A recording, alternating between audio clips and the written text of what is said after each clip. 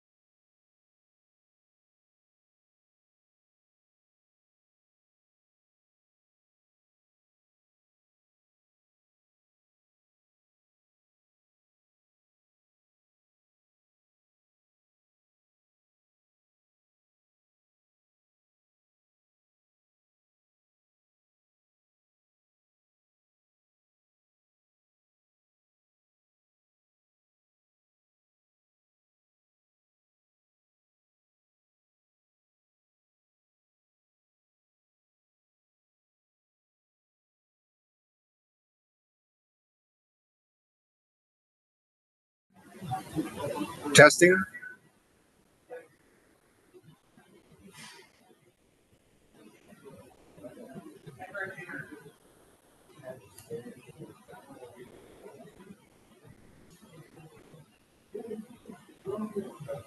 Ruben, I hear you.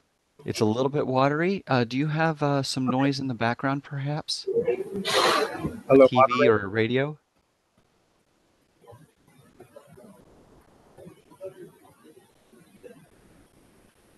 Are you in a crowded place? I'm in a shop, but I can mute as soon as you confirm you can hear me. Yep, I can hear you loud and clear. Excellent. Thank you. Thank you.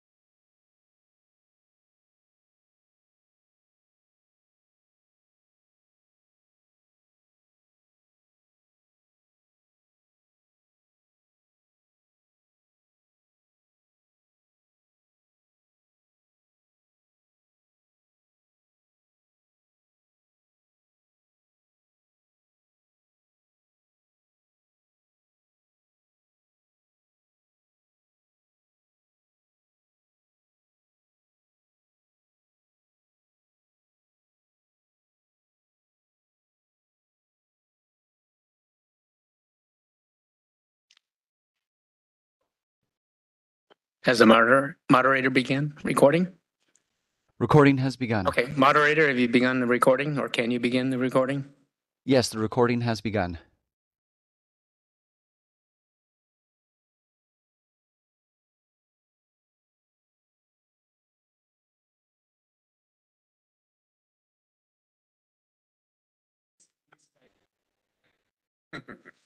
Hold on just a minute.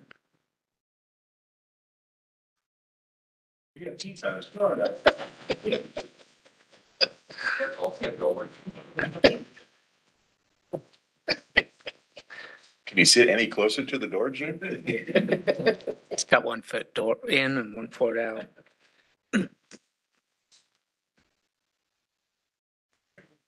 This is the moderator. Mic check, mic check. Said coming up with the cool kids. Yeah, I think he was asking me to go back. I mean, give him a hard day. Yeah. Get your mind going back. Oh, no gameplay, wrong chair, jeez. Tough crowd.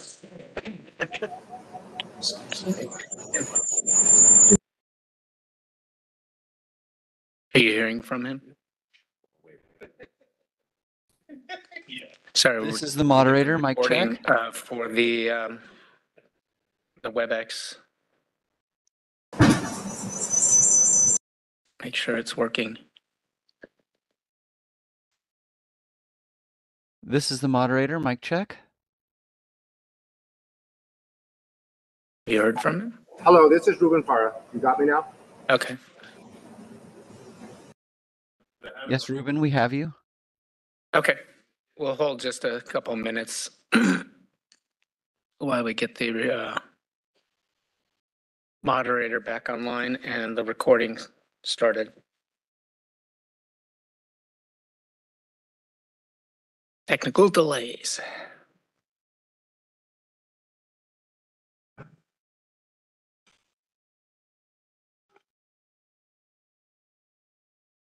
This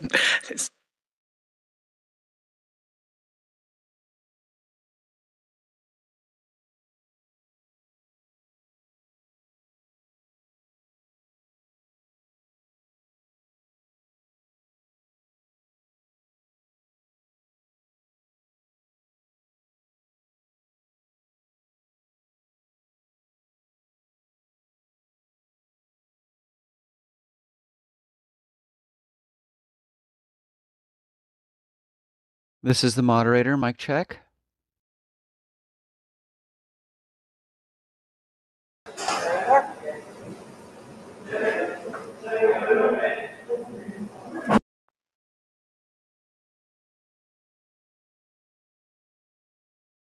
This is the moderator. Mic check.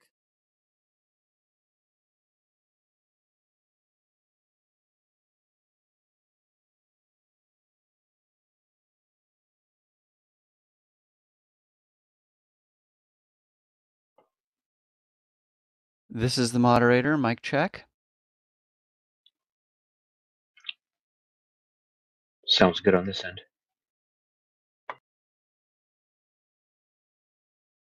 Was that one of the members telling me that they could hear David? Yes, I can hear you.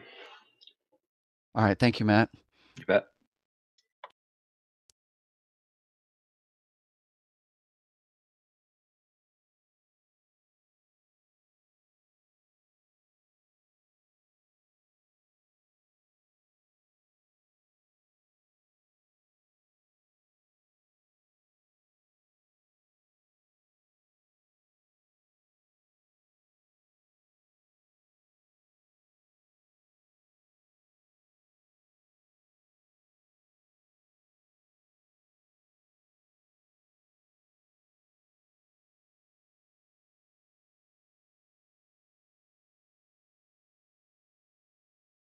All right, Alex, let's try this again.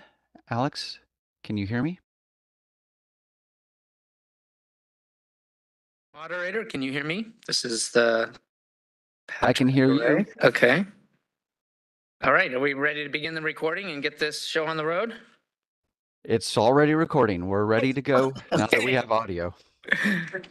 There we go. Well, Good morning, everyone, and my apologies for the technical difficulties we just experienced. We are starting the meeting a few minutes late, 9:36 a.m. due to those difficulties, but we are up and running and recording today's meeting. My name is Patrick DeRay, Chief of the Bureau of Automotive Repair, and I want to welcome everyone to the second quarterly Bar Advisory Group meeting. And we've got a pretty a really good agenda, very varied and a wide array of issues to present today, including a demonstration of our latest enhancements of our business modernization project.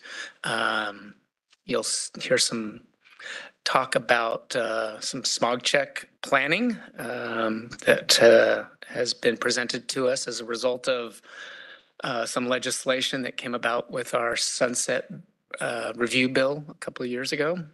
And we'll also have a review of a complaint, kind of a case study that we've been doing over the last few years. Our Deputy Chief of Field Operations and Enforcement, Bill Thomas, will be reviewing that to give everybody kind of some insight on a issue involving auto body collision repairs and storage issues. One of the big issues that we've been grappling with this industry and the insurance industry and consumers over the last many years, actually. So without further ado, let's do some introductions of we'll do some introductions initially of our support team here. We've got our WebEx moderator who was missing at the start of the meeting, David Bowie. You'll hear his voice from time to time, helping us and myself in particular navigate through this meeting today. Our webcaster is Alex Kretescu. He's in the back of the room there to the right from where I'm sitting. And then obviously Zach Richardson from the Bureau's front office, assisting with all of the technical issues to get this meeting up and running.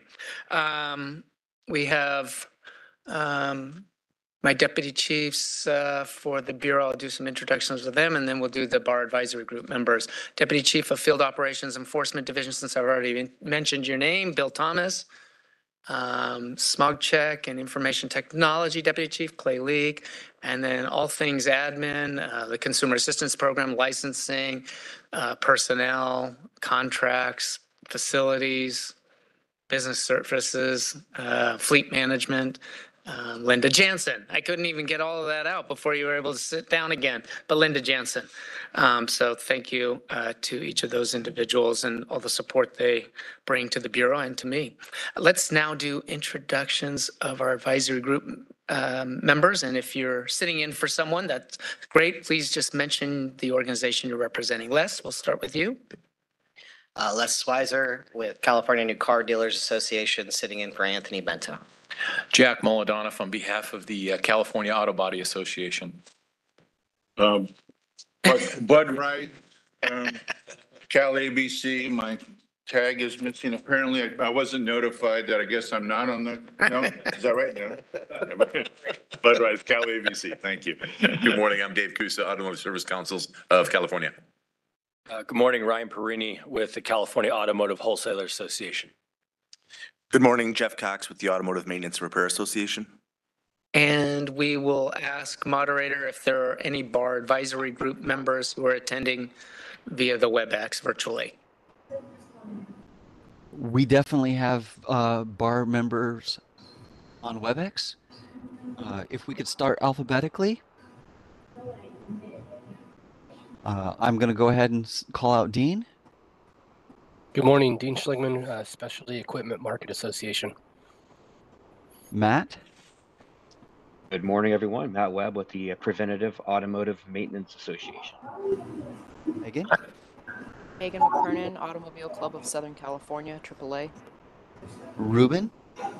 Good morning, everybody. I'm Ruben Parra with California Automotive Teachers. And Seren. Good morning, Seren Taylor with the Personal Insurance Federation. Thank you to all the bar staff for your work.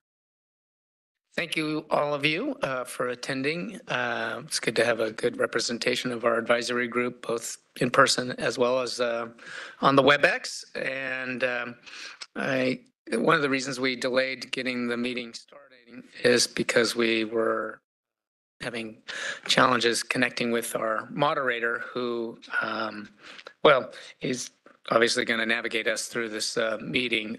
This meeting is being webcast. As I mentioned, Alex over here to the right of me, towards the back of the room, is responsible for that. And that's so that people can go back and review this meeting if they so choose. It's up there permanently on our website to for also anyone who can't join us today to go back and review the meeting. So that's why we want to make sure we're got everyone in place as part of our support team for this meeting. Let's get started with our first agenda item, as we always do. We have our legislation and regulations update from Holly Helsing and Kayla Shelton, who are from the Bureau's executive office. Sure. Oh, we do need another chair. We'll just grab one over there.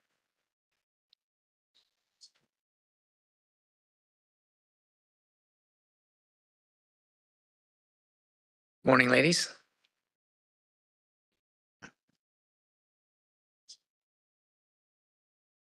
Oh, yeah, one of the mics might not be plugged in, it looks, but is it, you must share the mic, yeah. Okay. All right. Good morning, everyone. I'm Holly Helsing. I'm Kayla Shelton. We are doing our legislative and regulations update. And on the first slide are some important upcoming dates. I'll just mention a few of them.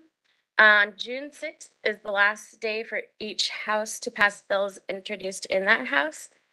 September 12th is the last day for either house to pass bills introduced in the other house. And on October 12th, bills must be signed or vetoed. And before continuing, I want to remind everyone that we do try to provide the most current information on the slides, although given the nature of the legislative process, the hearing dates or summaries may not reflect the latest updates. Which you'll find, which is the case on most slides today. Next slide is the list of bills that we are currently tracking. And I'll start with AB 987. This one did change quite a bit on the 22nd. This bill would now expand the list of presumptively unreasonable fees related to vehicle storage and towing. To include fees charged for state holidays that exceed the posted standard daily storage rate, and towing fees charged when the owner is directed by a law enforcement officer to remove their vehicle at the scene of a state or local emergency. And this bill was referred to the Transportation Committee on April 22nd. The next one is SB 1368. And this bill would change the exemption from the biennial inspection from vehicles manufactured prior to the 1976 model year to vehicles 30 or more model years old. However, this was scheduled to have a hearing on April 1st, but that was canceled at the request of the author. SB 615 deals with the responsible end-of-life management of vehicle traction batteries if it is removed from a vehicle that is still in service or is offered or returned to the battery supplier. If this passes, it may also require reporting information to the Department of Toxic Substances. And this bill was referred to the Appropriations Committee on April 22nd. The next one, SB 712. This would delete the partial smog check exemption for collector motor vehicles and fully exempt a collector motor vehicle from the smog check requirement if the vehicle is at least 35 model years old. And this one is set for hearing on April 28th now. It's before the Appropriations Committee? Yeah, it's gone to appropriations. It passed out of the policy committee. Yes. Yeah, okay. Thank you. The last one is SB 861. And this is a technical cleanup bill that would update cross references to the Business and Professions Code in relation to the vehicle safety systems inspection stations and technicians. This bill was re-referred to the Judiciary Committee on April 21st with a recommendation to move it to the consent calendar.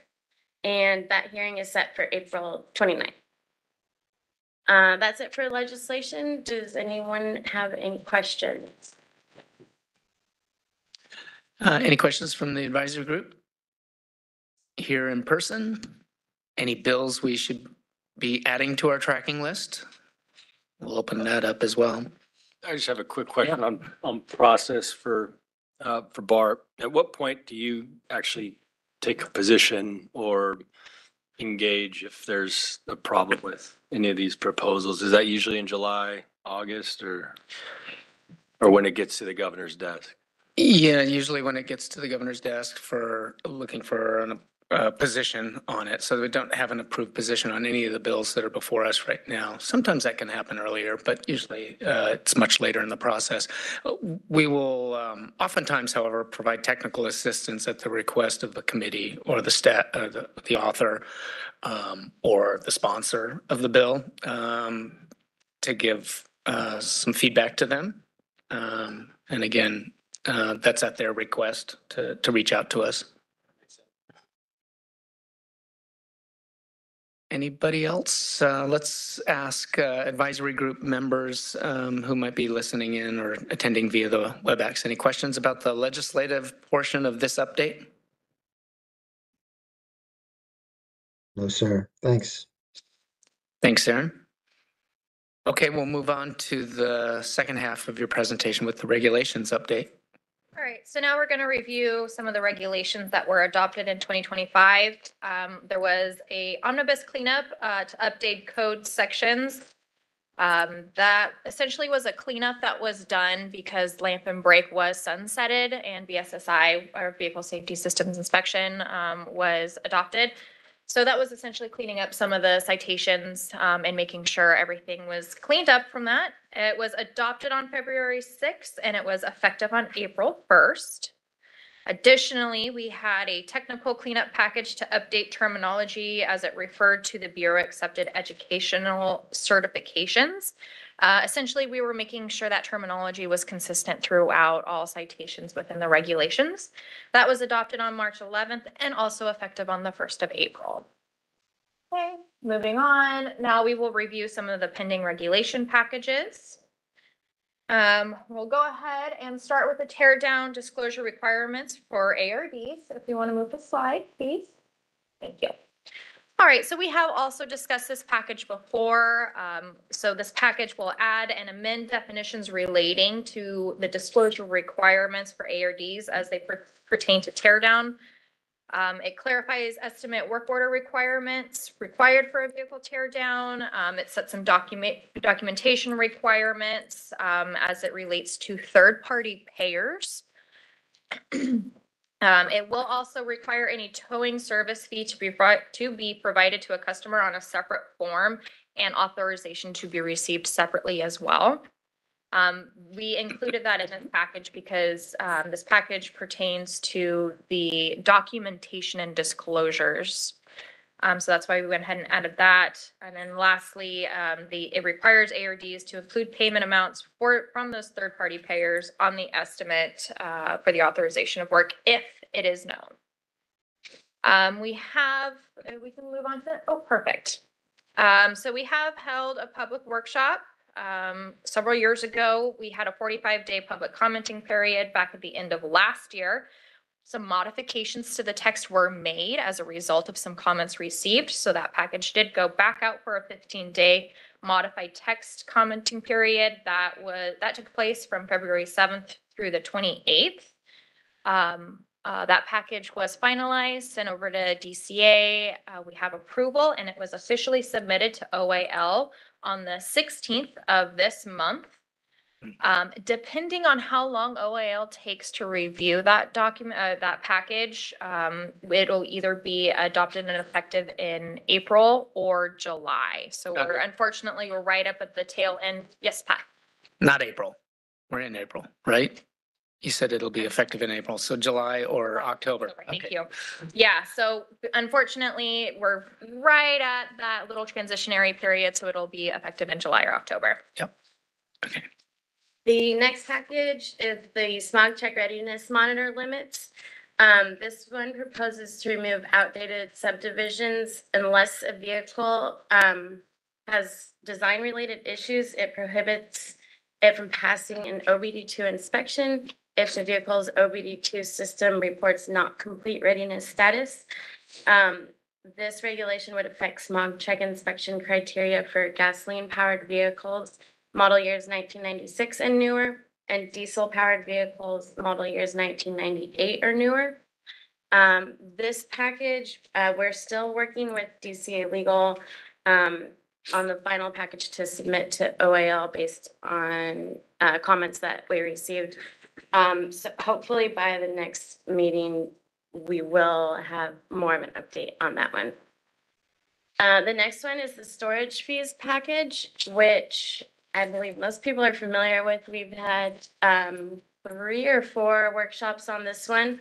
And 4, yes. And this one brings together existing laws governing storage under one unified regulatory section, providing that fees charged for the storage and towing of a vehicle are reasonable, when storage fees may be charged and where a vehicle may be stored.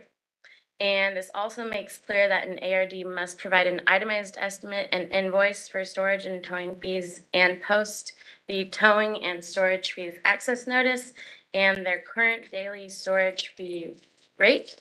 And they provide that rate to the Bureau annually when renewing their registration. This package also requires the Bureau to create a search tool on its website, which shows average and median daily storage rates for a given locale and defines a locale as one of 4 geographic radiuses around each reporting ARD that is sufficient to identify the average and median rates for that locale. This one, we are working with DCA Legal to submit the package to the Business Consumer Services and Housing Agency for review and approval to file with OAL. And that would begin the 45-day public comment period. The last package is the mobile and referral automotive repair dealers. This proposes to clarify the definition of mobile automotive repair. This adds a geographical radius for when automotive repair is to be considered mobile in relation to where the repair is performed.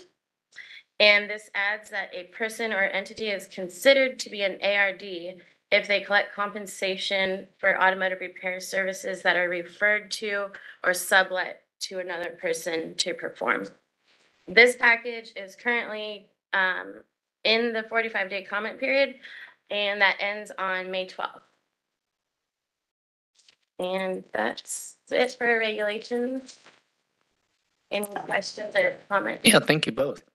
Let's open it up for questions or comments from the advisory group. We'll start here to my right, Jack.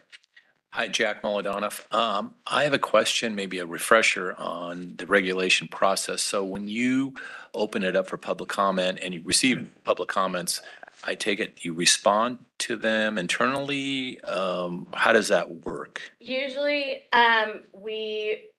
if we decide to make changes based on those comments, then we would go out for another 15-day comment period based on those changes. If we decide not to make changes, we usually include that in the final statement of reasons. Okay, so when the package goes to ultimately to the Office of Administrative Law, they do receive all the comments and your response? And either if we accepted it or part of it, or if we decided not to make changes based on it and why we didn't make the change. All right, thank you. And that's all part of the public record that's on file for indefinitely. Yeah. Thanks, good question. Bud Rice. Thank you. Thank you for your report, by the way. Very well done. I think we talked about this before. I would encourage encourage the Bureau to take a look at the right type of scenario, where maybe even in the tear down or for sure in the storage fees, where something is provided to the repair shop similar to a right. Because, I mean, when you have the rules and regulations and there are all these things that are lined up, we got to get it down to the shop level. And I don't want to say third grade reading, but I mean, you got to get it down to where it's like boom, boom, boom. And then we can help provide that assistance in the field to back you up. And then if there are any questions or comments and that kind of thing, we can help facilitate that. But I would encourage you, if you could come down to a right style for the tear down and how it works and the storage fee and the line items required. I would appreciate that. Thank you. Great idea. I think we probably were thinking along those lines, but it's good to hear that support for that. Absolutely. Anybody else? Moderator, any bar advisory group members who have comments about any part of the presentation, both the legislative and regulatory portions? We're going to take a peek. Just a moment, please.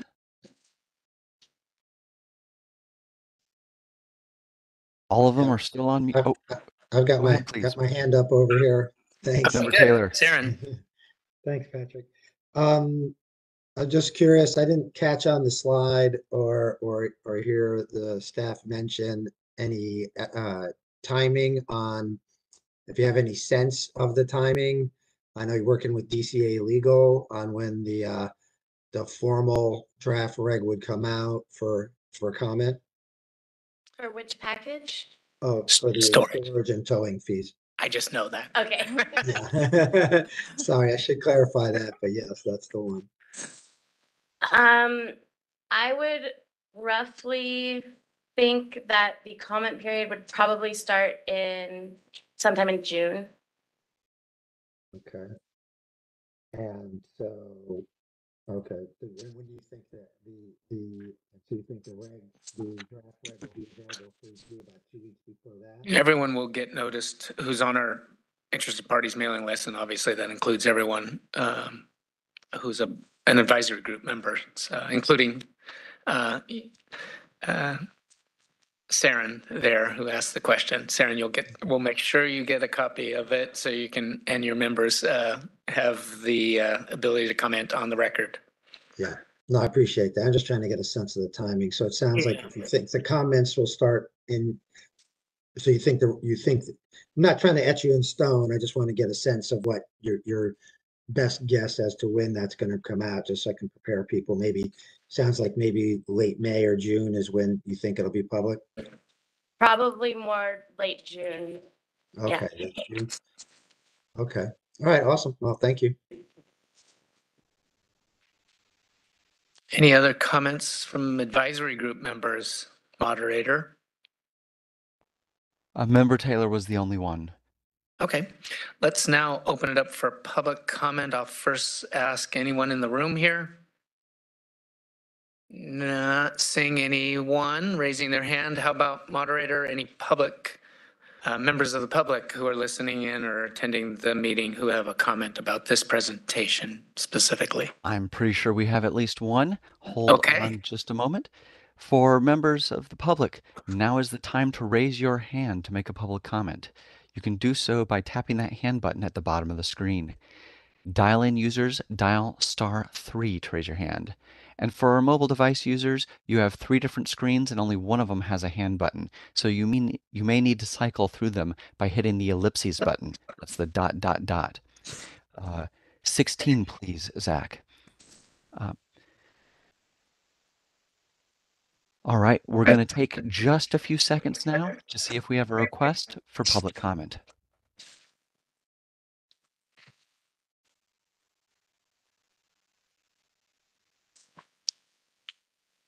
And while no one is raising their hands, someone did type in the question and answer box.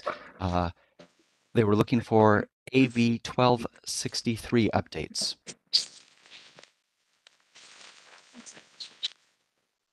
AB 1260. Oh, that's our sunset bill from a couple of years ago or more. Some of those are embedded in regulations that we have had adopted or are working on. I'm trying to think.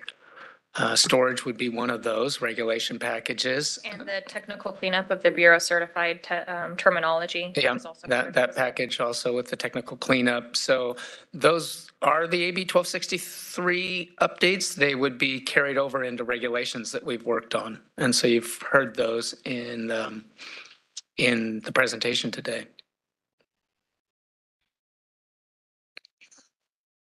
All right. And that same person, Nicole Andrews, is wondering when bar 97 will go to bar. When bar 97. Oh, I think that's a question that's going to be relevant to our next presentation on the future testing of OBD vehicles, or excuse me, pre-OBD vehicles. My mistake there. All right. Next, we're going to hear from Jerry Esme. Hold on just a moment, please. We're going to send you a request to unmute your microphone.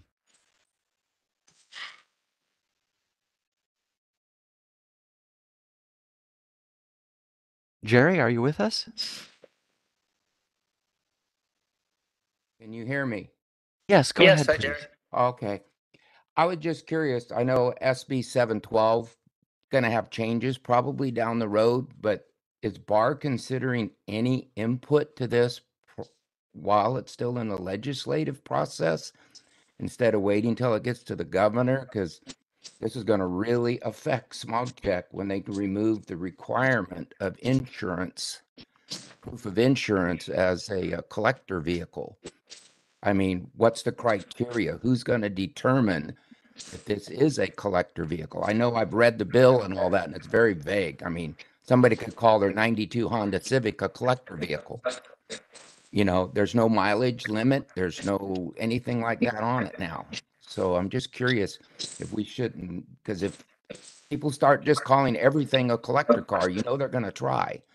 You know, I already got my students claiming they're going to do it. So I'm just curious what if there's any input that the bar would have earlier than until it gets to the governor's desk.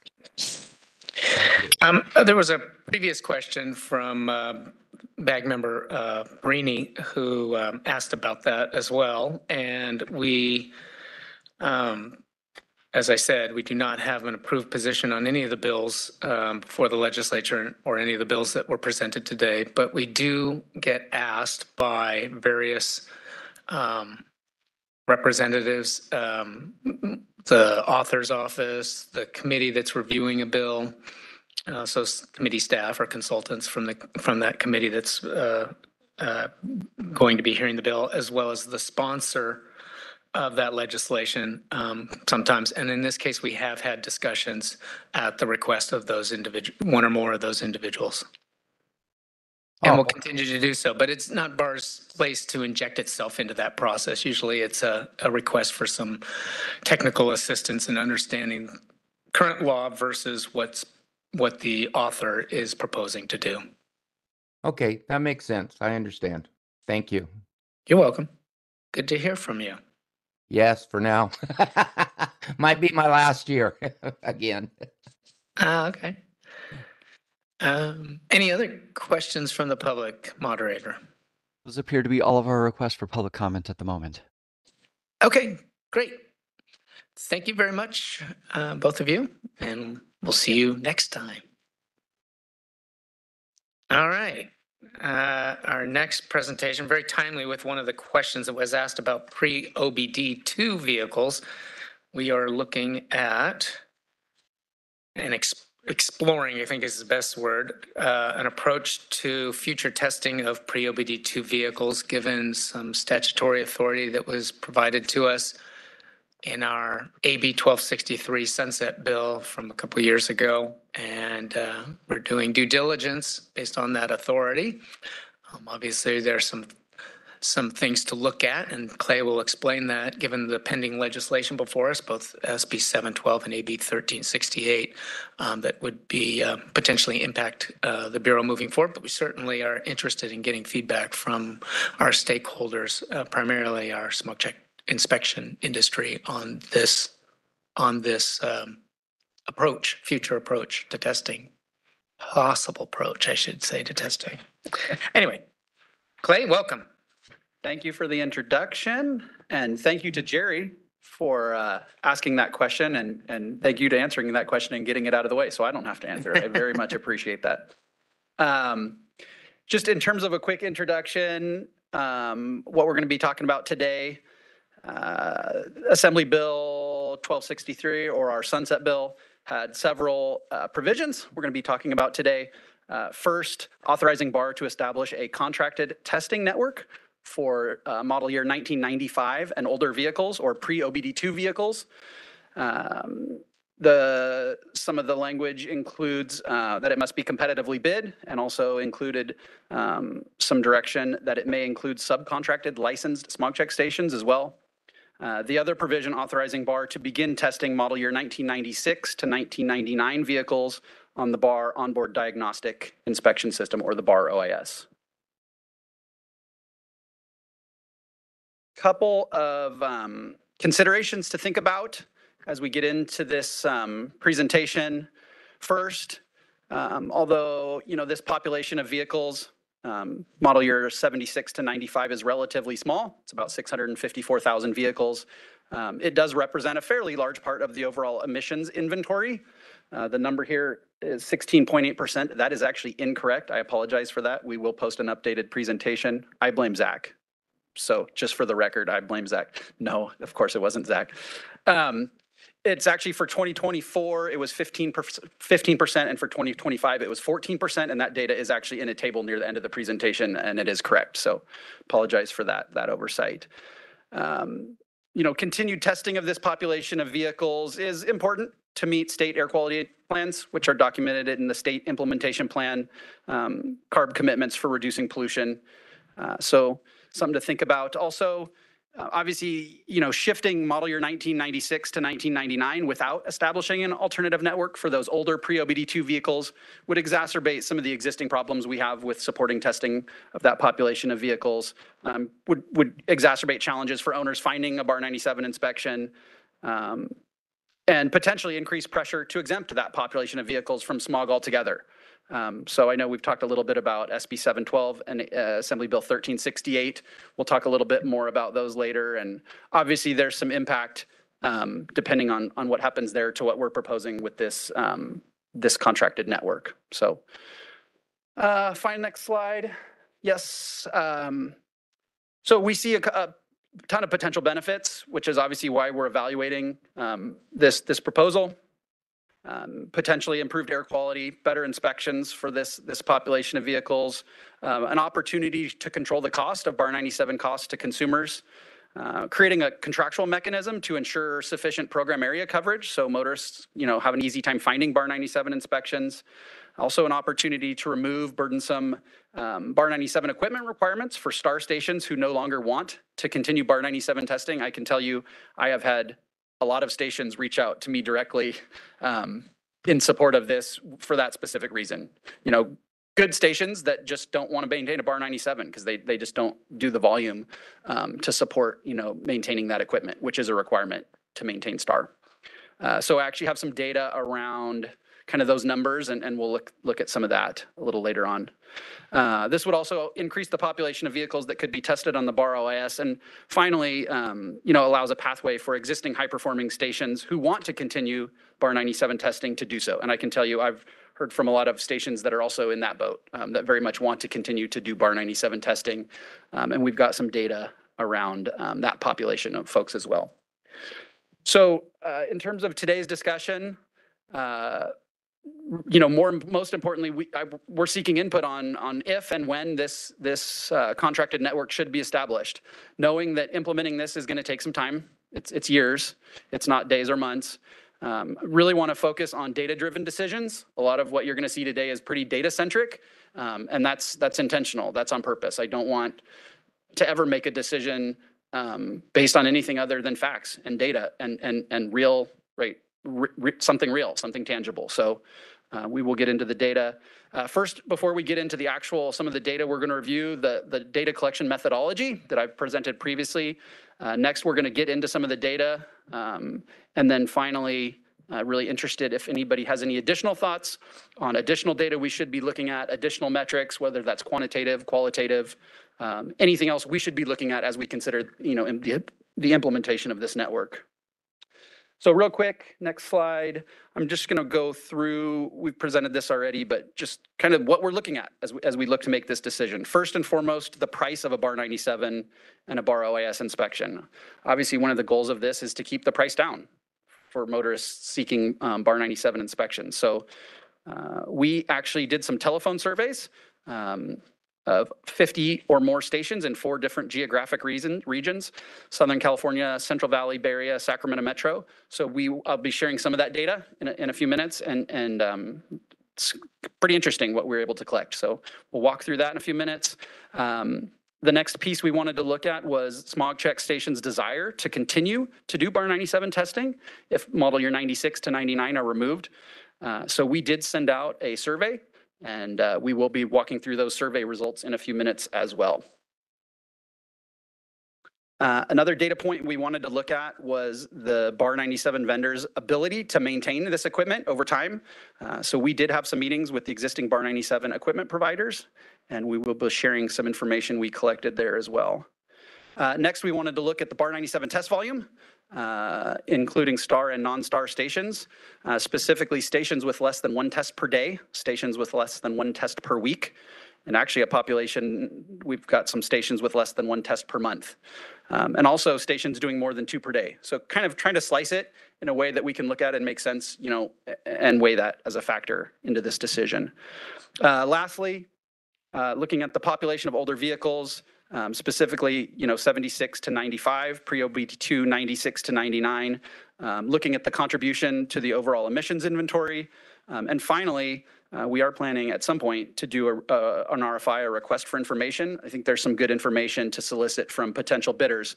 We have not done that yet, so that's kind of the one piece of the methodology that we haven't put forth yet, but plan to at some point fairly soon. Okay, into the actual meat here, the data. So, as I mentioned, spent quite a bit of time surveying stations. We did not identify ourselves as bar as part of this. We pretended to be a consumer. We picked up a pretty representative sample of vehicles. So we called the station, said, hey, I have a 1996 Accord. I'm looking for an inspection. We aggregated all that data. The highest price reported was $110. This is for a OIS inspection, I apologize. Median price was $60. The highest price reported was $110. For a bar 97, the median price was $95, and the highest price reported was $208. So quite a gap there, not surprising. We all are aware that a lot of stations charge more for a bar 97 inspection. One of the interesting observations, we were actually expecting a ton of variance across the different geographic regions, and it wasn't there. Overall, everything was within about 10%. So statewide, the costs are pretty similar. So thought that was interesting and worth pointing out. On to the surveys. Well, actually, I'll pause there. Any questions on the survey results? Why we did that? Any comments, questions? Okay. On to ET Blast surveys. So the first station was sent to all star stations, about 3,500 star stations. We received 575 responses. The first question we asked is, would you continue to maintain a bar 97 EIS if it was not required for star certification, right? Trying to get a feel for how many stations want out, right? They don't want to do these inspections anymore. 56% said yes, it's 324. 44% said no. So actually more than half would continue to maintain their bar 97. I actually thought that was interesting, given only 575 of the 3,500 stations responded. My guess is a lot of the remaining 3,000 that didn't respond probably aren't as interested in maintaining the bar 97, probably so disinterested they didn't respond to our survey.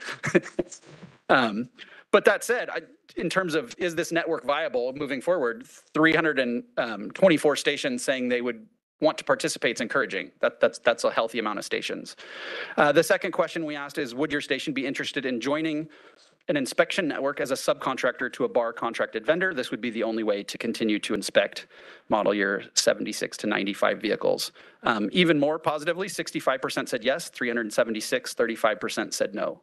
So it seems that even more stations would be interested knowing that they kind of had a more captive audience, right? Knowing that they would be getting a higher volume of inspections potentially because of less people participating. So the next survey was sent to non-star stations. The question was simplified to just one question. The question being, would your station be interested in joining an inspection network as a subcontractor, knowing that this would be the only way to continue to inspect pre-OBD2 vehicles? Again, pretty positive results. 59% said yes, 391 stations want to continue to participate, 41% said no. So if you add up the star and non-star stations, that's plenty of stations to support a contracted network. So interesting results there. On to equipment manufacturer feedback. We did meet with both equipment manufacturers. Both vendors are very committed to continuing to support the platform and are continuing, research and development around, maintaining that platform, not just for California, but for other jurisdictions that use that equipment as well. So positive results there. Which brings us to bar 97 test volume. So you can see the big line right down the middle of the graph, which is where we are today. Those data points on the left side of that line are actual data points. Everything to the right of that is projected based on historical vehicle retirement trends to our best guess. So as you can see, with the orange line, 76 to 99, just under 1 million or so of those vehicles still registered in California. And the population of older vehicles, 76 to 95 pre-OBD2 vehicles, just under 500,000 or so of those still on the road today. Brings us to the next slide, which is bar 97 inspection rates for star stations. So for 76 to 99 vehicles. So as you can see with the purple line, the top trend line, that is the total number of star stations out there today. As you can see, about 3,000 or so are doing one or less tests daily. As you get towards the bottom, right around 1,000 doing one test or less weekly. And a smaller number down at the very bottom doing one or less tests monthly or none at all. So next slide, we'll kind of take a similar look. So this just excludes 96 to 99 vehicles. Same graph, same population of star stations. As you can imagine, we just have a higher number doing one or less daily, a higher number doing one or less weekly, a higher number doing one or less monthly, and then a higher number of stations doing none at all. It's just a smaller population of vehicles, but interesting to contrast those trend lines. We'll certainly make the raw data available to anybody that wants to kind of do that analysis. I'm not going to take the time to go through that in detail as part of this, but I guess for me, the takeaway here is there's a lot of stations not, maintaining bar 97 equipment that aren't doing a lot of inspections. So next slide, please. There we go. Pretty simple here, just some of the raw data that support some of these graphs, but bar 97 test volume by station. So stations that performed one or less bar 97 weekly, a little over 1,000 star, almost 2,000 non-star. Stations that performed one or less bar 97 tests daily, almost 2,900 star, almost 2,200 non-star. And then you see the population of stations right there doing 2 or more daily, 631 star, 64 non-star, and then just the totals down at the bottom. All right, next slide. So this just shows the total population of vehicles, breaks it out by 76 to 95 and 96 to 99. I already shared the 654,000 number. That number jumps up to almost 790,000 if you roll in 96 to 99. And next slide takes us over to the emissions inventory contributions. So I mentioned the error on slide 3 with the 16.8%. This table includes all the correct data by model year. So you can see in terms of tons per day and also in terms of the percentages that those model year groups represent in this chart.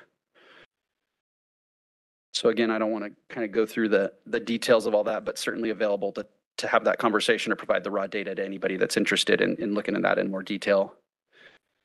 So that leads us to other considerations. Certainly want to get everyone's thoughts on if we should be doing this, if we shouldn't be doing this, and if so, either way, why? And what else should we be looking at? Is there other data we should be looking at? Is there other industry trends we should be looking at? Certainly the pending legislation is important, and we may have to pivot and make some changes to this. You know, both 712 and 1368 would impact that population of vehicles. It would shrink it down, right? And it would impact the overall contribution to the emissions inventory. You know, I'll go out on a limb and say, you know, if 1368 was past the rolling 30-year rolling exemption, as of right now, I think that takes us to 95, right? And I don't know that we would establish a contracted network to inspect 1 year of vehicles, right? Yeah, so it really interested. Obviously, we are following both of these pieces of legislation carefully, and we're going to tailor our approach and as needed to make sure we honor the intent of the legislature and make sure we're implementing the program within the framework and the boundaries that we're given. So I think that's it for me. All right, good presentation. Thanks, Clay. Questions from advisory group members? Dave Kusa to my right. Thanks, Pat. Clay, the shops that said they would participate, what's their distribution across those 4 regions we looked at? Are they like evenly distributed, or my concern is that, you know, more rural areas probably have a higher percentage of older vehicles. And if there's a, you know, much less dense population of testing availability, then that part of the population has a struggle to get the test. Yeah, great question. We did collect some zip code data as part of that survey. Not that that's a perfect way, but it's kind of the best way we could think to do that. The distribution's pretty good. Certainly, we could probably do a more detailed analysis of rolling some of that up, but yeah, overall it looked pretty good. Good. Okay. And then I would challenge the manufacturers a little bit harder on their desire and ability to maintain or repair these vehicles. Not these vehicles, the equipment, the bar 97 equipment. No one has come to me and said, God, I love those guys. They've done a great job. But I've had, you know, anecdotal, I get it. But, you know, a lot of people say, I can't get them to fix my equipment. They don't have the parts. They don't come out. They don't show up, so on and so forth. Right. So, you know, I'd hate to see program in place and the equipment manufacturers, you know, dust their hands of it. Sure. Yeah. Fair enough. You know, one point to make along those lines, as that population of equipment shrinks, theoretically, it becomes easier to support, right? We have a lot of equipment that's being serviced that isn't being used. Yeah. Right. Because to maintain your star, you have to calibrate your equipment every so often, right? The equipment has to be functioning. So theoretically, there's an opportunity to provide a better level of service because there's less equipment out there to support. But certainly understand and appreciate the comment. Thanks. Thank you. Additional comments from advisory group members? Yes, Bud Rice. I'm just kind of thinking out loud for a second here. In many cases, the market wins. And no matter what you try to do, the market wins, or you end up having to have government try to subsidize the cost of the market, one or the other, okay? So where I'm going with this is that most of the time, shops have many things, many services that they're doing, and then here comes the one car in and they want to have an older smog check. Well, if they already have their hands full on doing some other stuff, they may or may not be able to do that car for that customer at that time. And so the guy either has to wait, or he has to drive off the lot and go try to find somebody else because of the demands that are placed on a particular service center at that moment. If that's all they did was smog checks, you'd have a better shot of at least being able to get in there and get it, because that's all they're doing. But if this guy's doing tires, brakes, changing water pumps, here comes the smog guy, well, I got my hands full on these other things, you may find that they have to kind of say, okay, hang on a minute, I can do you at 4 tonight, but I can't do you until then. And the customer's going, well, I gotta pick up my laundry and do some stuff. So my point is the market is kind of in play here all at the same time. If there was a financial outcome that went along with this, then shops could enter that as well. but in some cases, they may not make enough money providing that service to help pay the freight of maintaining that equipment and doing those kinds of things. So again, there's another decision, market-based, that has to be added into the mix as well. So it's a tough decision for a shrinking market, and somebody's got to pay. So either the customer has to pay more for the service that they're asking for, or the government has to somehow step in and help to try to level the playing field and subsidize that a little bit. But in the end, the market wins, because something like that has to happen in order for this to even itself out again. So I'm a little nervous about how that might play out in this thing. So the fact that you're in there, scratching your head about how do these numbers fit, the truth is they probably don't fit. So then how do we accommodate the fact that they don't fit? And that's where the grind in the knuckles happens, I think, is when that happens. I just want to make that comment. Sorry. Yeah, I appreciate that. I'm nervous too. This is obviously a big change for the program. I think a lot of this, to me, comes down to cost and convenience for the motorist, right? If I can't establish this network in a way that reduces the costs and enhances the accessibility of those inspections, it may be a non-starter. All that said, I think there are some really interesting opportunities that, the contracted network allows the state to implement some program parameters that I can't do through regulation or law. A contract's a different vehicle. It's a different animal. And it allows, I think there's some opportunities to manipulate some of those market conditions in a way that may get us where we need to be. Yeah, just real quickly. I don't know how many here have gone to Costco and had a Costco hot dog and soda for the $1.65 or whatever it is. People love that, okay? But Costco makes no money at that. And they're willing to do that because of an offset of having people come into the store. Sure. Okay. I think there could also be some of that could be true in the service centers, where I'm not going to make any money off of doing this guy, but that guy's been my customer for the last 15 years. And I'm going to, if I don't make that much money on this, I know I'm doing this and this and this and this for the guy. So I'm willing to have him eat the hot dog and the soda with me. I'm okay with that, so there's some other things, but again, that's still part of the market forces that are in play here. Just like Costco makes the decision that that's a market decision for them. Here's a market decision for us, but it's got to pan out somewhere in here in order for it to make sense. Sorry.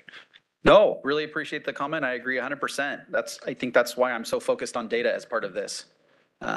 And I think the RFI will help to reveal additionally some of that data and some of the ways, maybe opportunities to keep prices low and improve the experience for motorists seeking a Bar 97 inspection. But yeah, absolutely share your concerns and appreciate the comment. Yes, Jack Molodonov. Thanks, Clay, for the presentation. Let me take it from a consumer standpoint. So currently, under current law, a consumer gets in their registration, they have a 1990 vehicle, whatever, pre-OBD, and they end up, it tells them to go to a Star Station, right? And they have choice, right? They can go to any Star Station they want, depending on price or whatever currently, right? Now, under this new proposal that takes place with subcontractors, how is that going to work? Is the notice going to say you have to go to a particular shop or the station? Is the price going to be fixed, or what are you envisioning the changes? Yeah, good question. Getting a little bit ahead of where we are today. Yeah. Those are all, well, certainly the DMV registration notice obviously should direct the consumer to go to the right place. So we haven't engaged with DMV yet on if that's possible or how we could do that. But obviously the goal would be to give the consumer as clear instructions as possible in terms of what they need to do to meet the smog check requirement, right? In terms of the second question, how do we envision this? We are meeting internally right now and really exploring all the opportunities that a contracted model provides us versus the existing model. Certainly as part of that competitive process, you could provide for a fixed price. That could be part of what you evaluate the vendor based on. You could provide a fixed price by area depending on some factors. CPI, you could allow that price to vary based on the total population of vehicles as it shrinks to go up. There's a lot of ways to help to help potentially manage that and make that work. So yeah, certainly capping the price is one option, one opportunity that we are exploring, because ultimately the price to the consumer is a really important part of this. Yeah, so you're contracting with the shop. So the shop's perspective, is there considerations of the shop will have to, you're going to say, hey, you have to use this particular equipment vendor, restrict that? Are they going to have options, or is that all in the mix? More than one way to skin that cat. Okay. So we wouldn't be contracting directly with shops. The state would be entering in contract with a prime contractor that would in turn be subcontracting with existing smog check stations, right? In terms of equipment, I think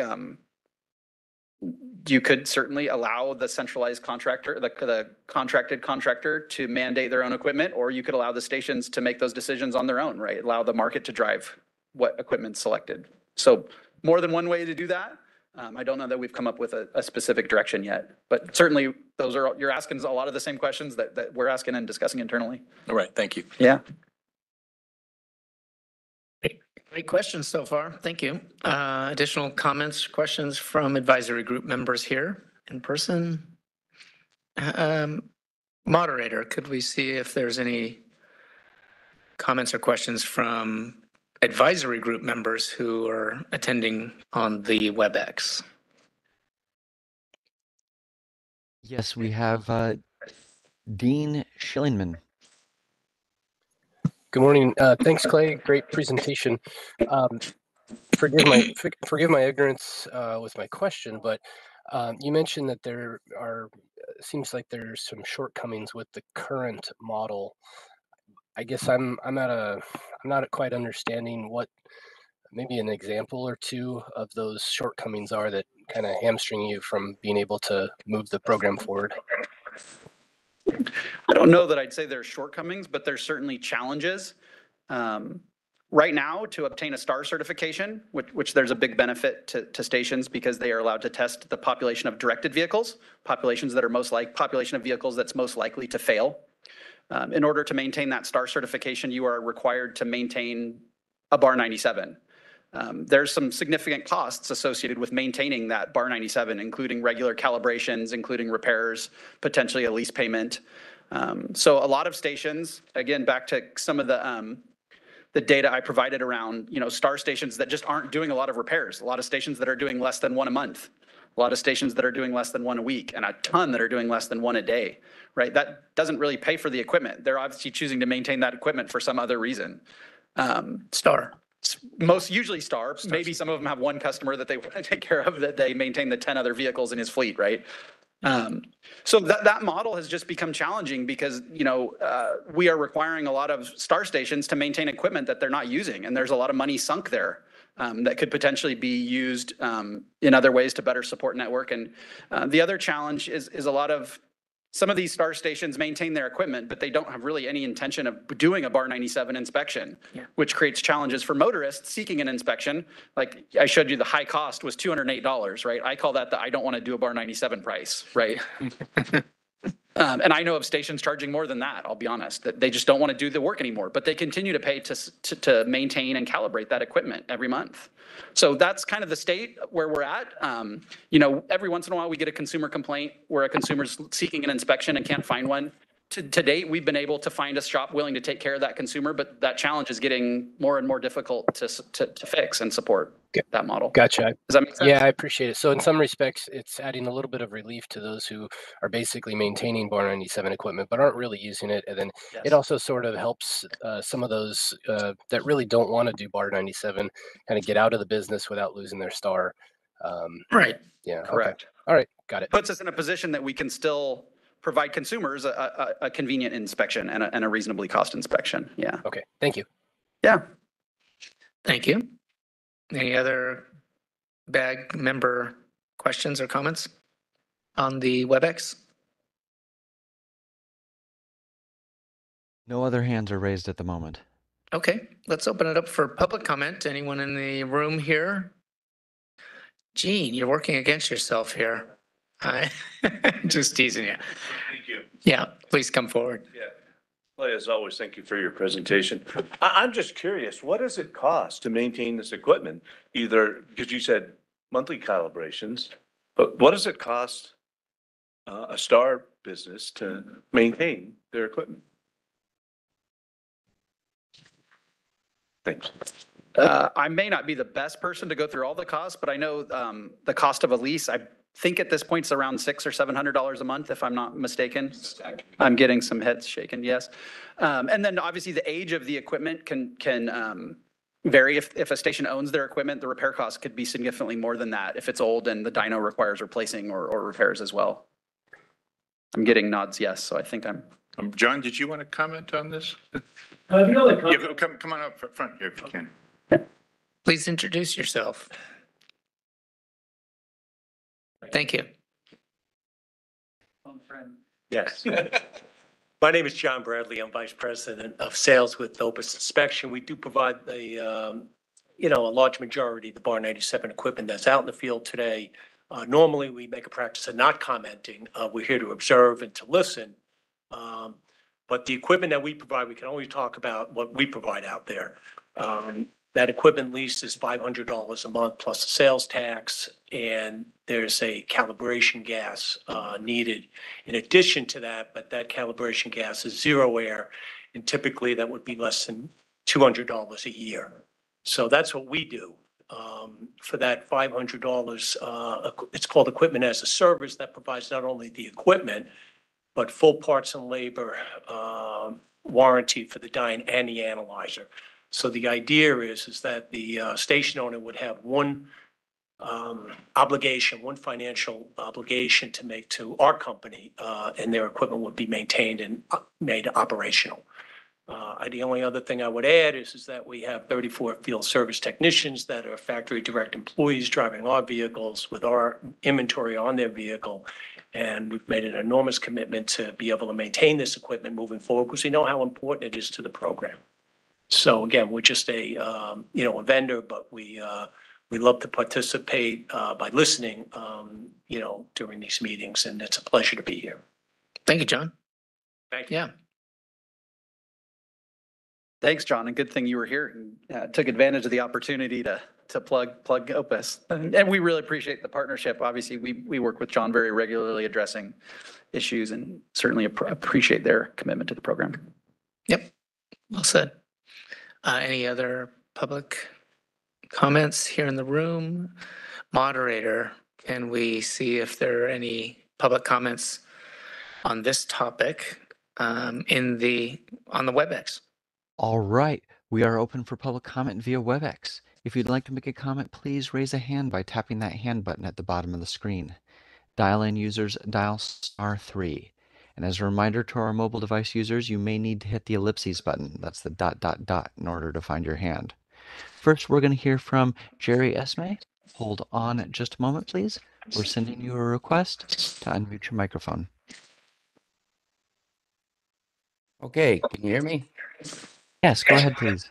Okay, thank you, Clay. It's a good presentation. I know you're into data, and I was looking at some of the data for 2024, okay, and I'm trying to decipher something that's, you may have it because you've done it by zip code. Well, what I would like to know is they show in the BAR's data, I broke it out, but 76 through 2025 year model, because remember there are some OBD1 heavy-duty vehicles, motorhomes that get tested, okay?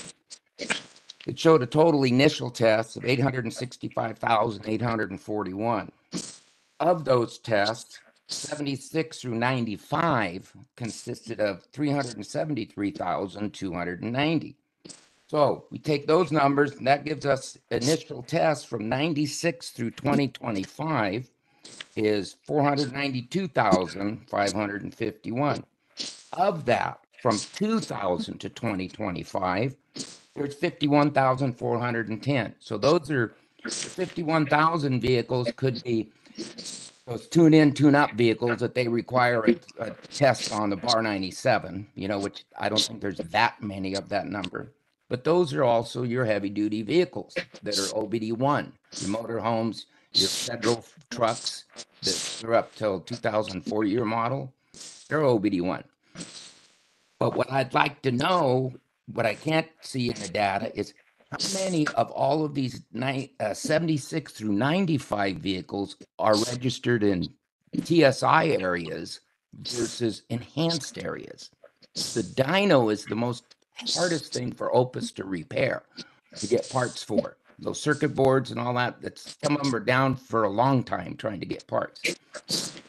And I think you know where I'm going with this, which I talked to you once before. I don't know why BAR doesn't consider just going to straight TSI testing. Add it to the OIS system. Have a standalone machine. There's ways of doing it. I've looked at some that are online. They connect up. Opus, I know, could probably even have one. Who knows? Because they do them in foreign countries. The point is, that would get rid of contract stations. That would get rid of everything. You could even include older, high mileage 2000 and newer vehicles. Get an idle test and a 2500 test as all part of their inspection. As you know, maybe up until a certain year model, then you would cut it off. There'd be no reason to. But it would solve a lot of the problems that you're going to face if you look at that. I'm just curious, do you have data that shows how many 76 and 95 are in basic and change of ownership areas? No, not on hand. I mean, it's certainly something we could put together. Yeah, it's a good suggestion. I think that's definitely something worth looking at. Another data point we should be looking at as we consider this. Yeah, we'll certainly put that together and add it to the list of metrics. I like the suggestion. Yeah, thanks. I appreciate that.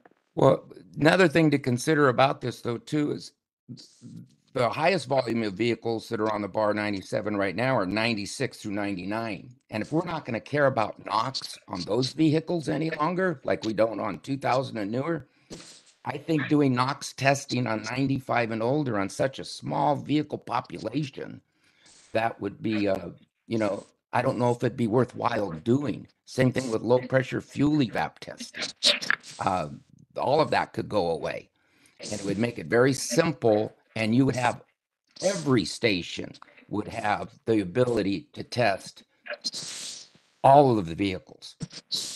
All of them would, because it would be part of owning an OIS, is you'd have a standalone four-gas like the old BAR 84 days in a sense, but you could have the screen go blank during a test where they don't see the numbers. It's very possible to do. You could just plug in. So I don't know. Maybe look into it. I just think that would solve a lot of problems if that was done. That's my piece. Yeah, thank you. Appreciate the suggestion. Yeah. Okay. All right. You guys have a good day. All right. Thank you so much. Thank you, Jerry. All right. Bye-bye. Bye. Any other public comments on the WebEx? Sam, now is the opportunity for you to raise your hand. All right, hold on just a moment. We're sending you a request to unmute your microphone.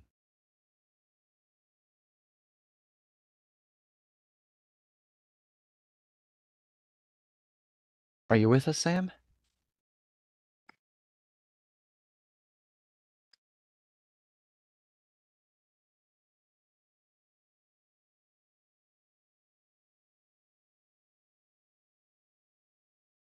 All right, I'm not sure of the context, but Sam.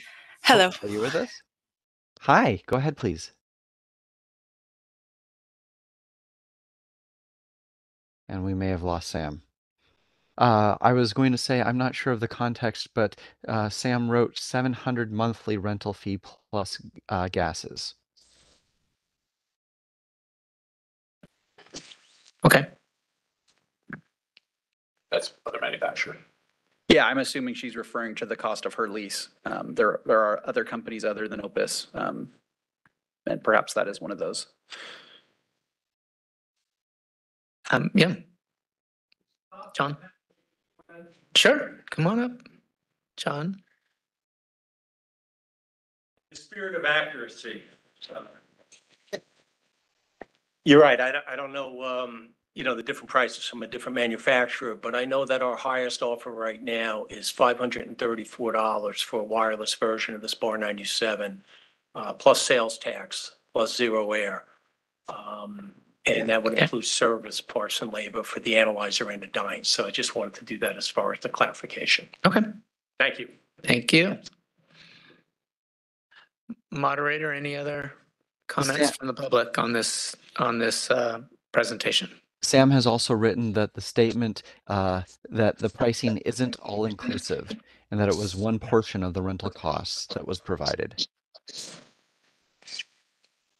Okay. And that's what we have for now. All right. I think that's it. All right. Thank you, Clay. Thank you. Good presentation. I'm sure you'll be back on this subject at some point this year, maybe in the October meeting as we have more information about the RFI that you mentioned. No workshops. Our next presentation, let's see, I've lost the agenda. Okay, roadside emissions survey program. We're going to give an overview from Gary Goodwin with our bar audits and inspection branch. I know Mr. Sacco, program manager in the branch, was scheduled to give the presentation, but he had a scheduled vacation. And I appreciate you, Gary, coming to fill his spot today. I appreciate being here. Thank you. So we're going to give an overview of the roadside emission survey program today. Go ahead, Zach. BAR does conduct emission surveys on the California roadside with the assistance from the Highway Patrol. The program is statutorily required. It's designed to evaluate the effectiveness of the smog check program. Participation in the survey is 100% voluntary. No personal information is collected from participants, and it is codified in statute in the Code of Federal Regulations, Title 40, as well as California's Health and Safety Code. Purpose is to collect data to support California's smog check program. We ensure compliance with federal and state mandates for evaluating the performance of the program. The data goes into smog check performance reports and the US EPA report. Improvements to the smog check program through data-driven analysis and with the end goal, obviously, of reduction of air pollution. Process is we have survey teams consisting of 2 to 4 bar representatives, all of whom have automotive experience and training. We have a California Highway Patrol officer out there to control traffic. Bar representative greets the consumer, explains the purpose of the survey, and addresses any questions. The consumer decides whether or not to participate in the survey. Assuming they do, the bar representative performs the data survey, the emission survey, which takes less than 5 minutes. As I think Clay had in his presentation at the last meeting, we have stopped doing bar 97 testing on roadsides, so it is OIS only, which speeds up the process and allows consumers to be on their way faster. Roadside emission surveys are conducted in areas with large vehicle populations and air quality issues. All the normal players, Central Valley, Bay Area, Greater LA Basin, Inland Empire, and the San Diego area. BAR coordinates with local authorities in advance to ensure awareness. While the survey sites are confidential, we do notify every municipality. We go through all of their permitting processes as necessary, and whether we're notifying City Hall or local law enforcement, it just depends on them. Survey sites are designed with traffic control plans to ensure safety. We consider safety obviously our top priority, both for our staff and for the motoring public. We are out on active roadways performing this work. Survey sites are clearly marked with signage to provide transparency and ensure the public understands the purpose of the survey. As you can imagine, as the driver on a motorway, if you came across this, you might assume all sorts of things. So the idea is to get that information to them as quickly and as clearly as we can. We have some examples of the signage that we're currently using. you know, we want that message out there. We want it out there as clearly as we can. The banner is hung on a trailer that's parked at the end of the work zone.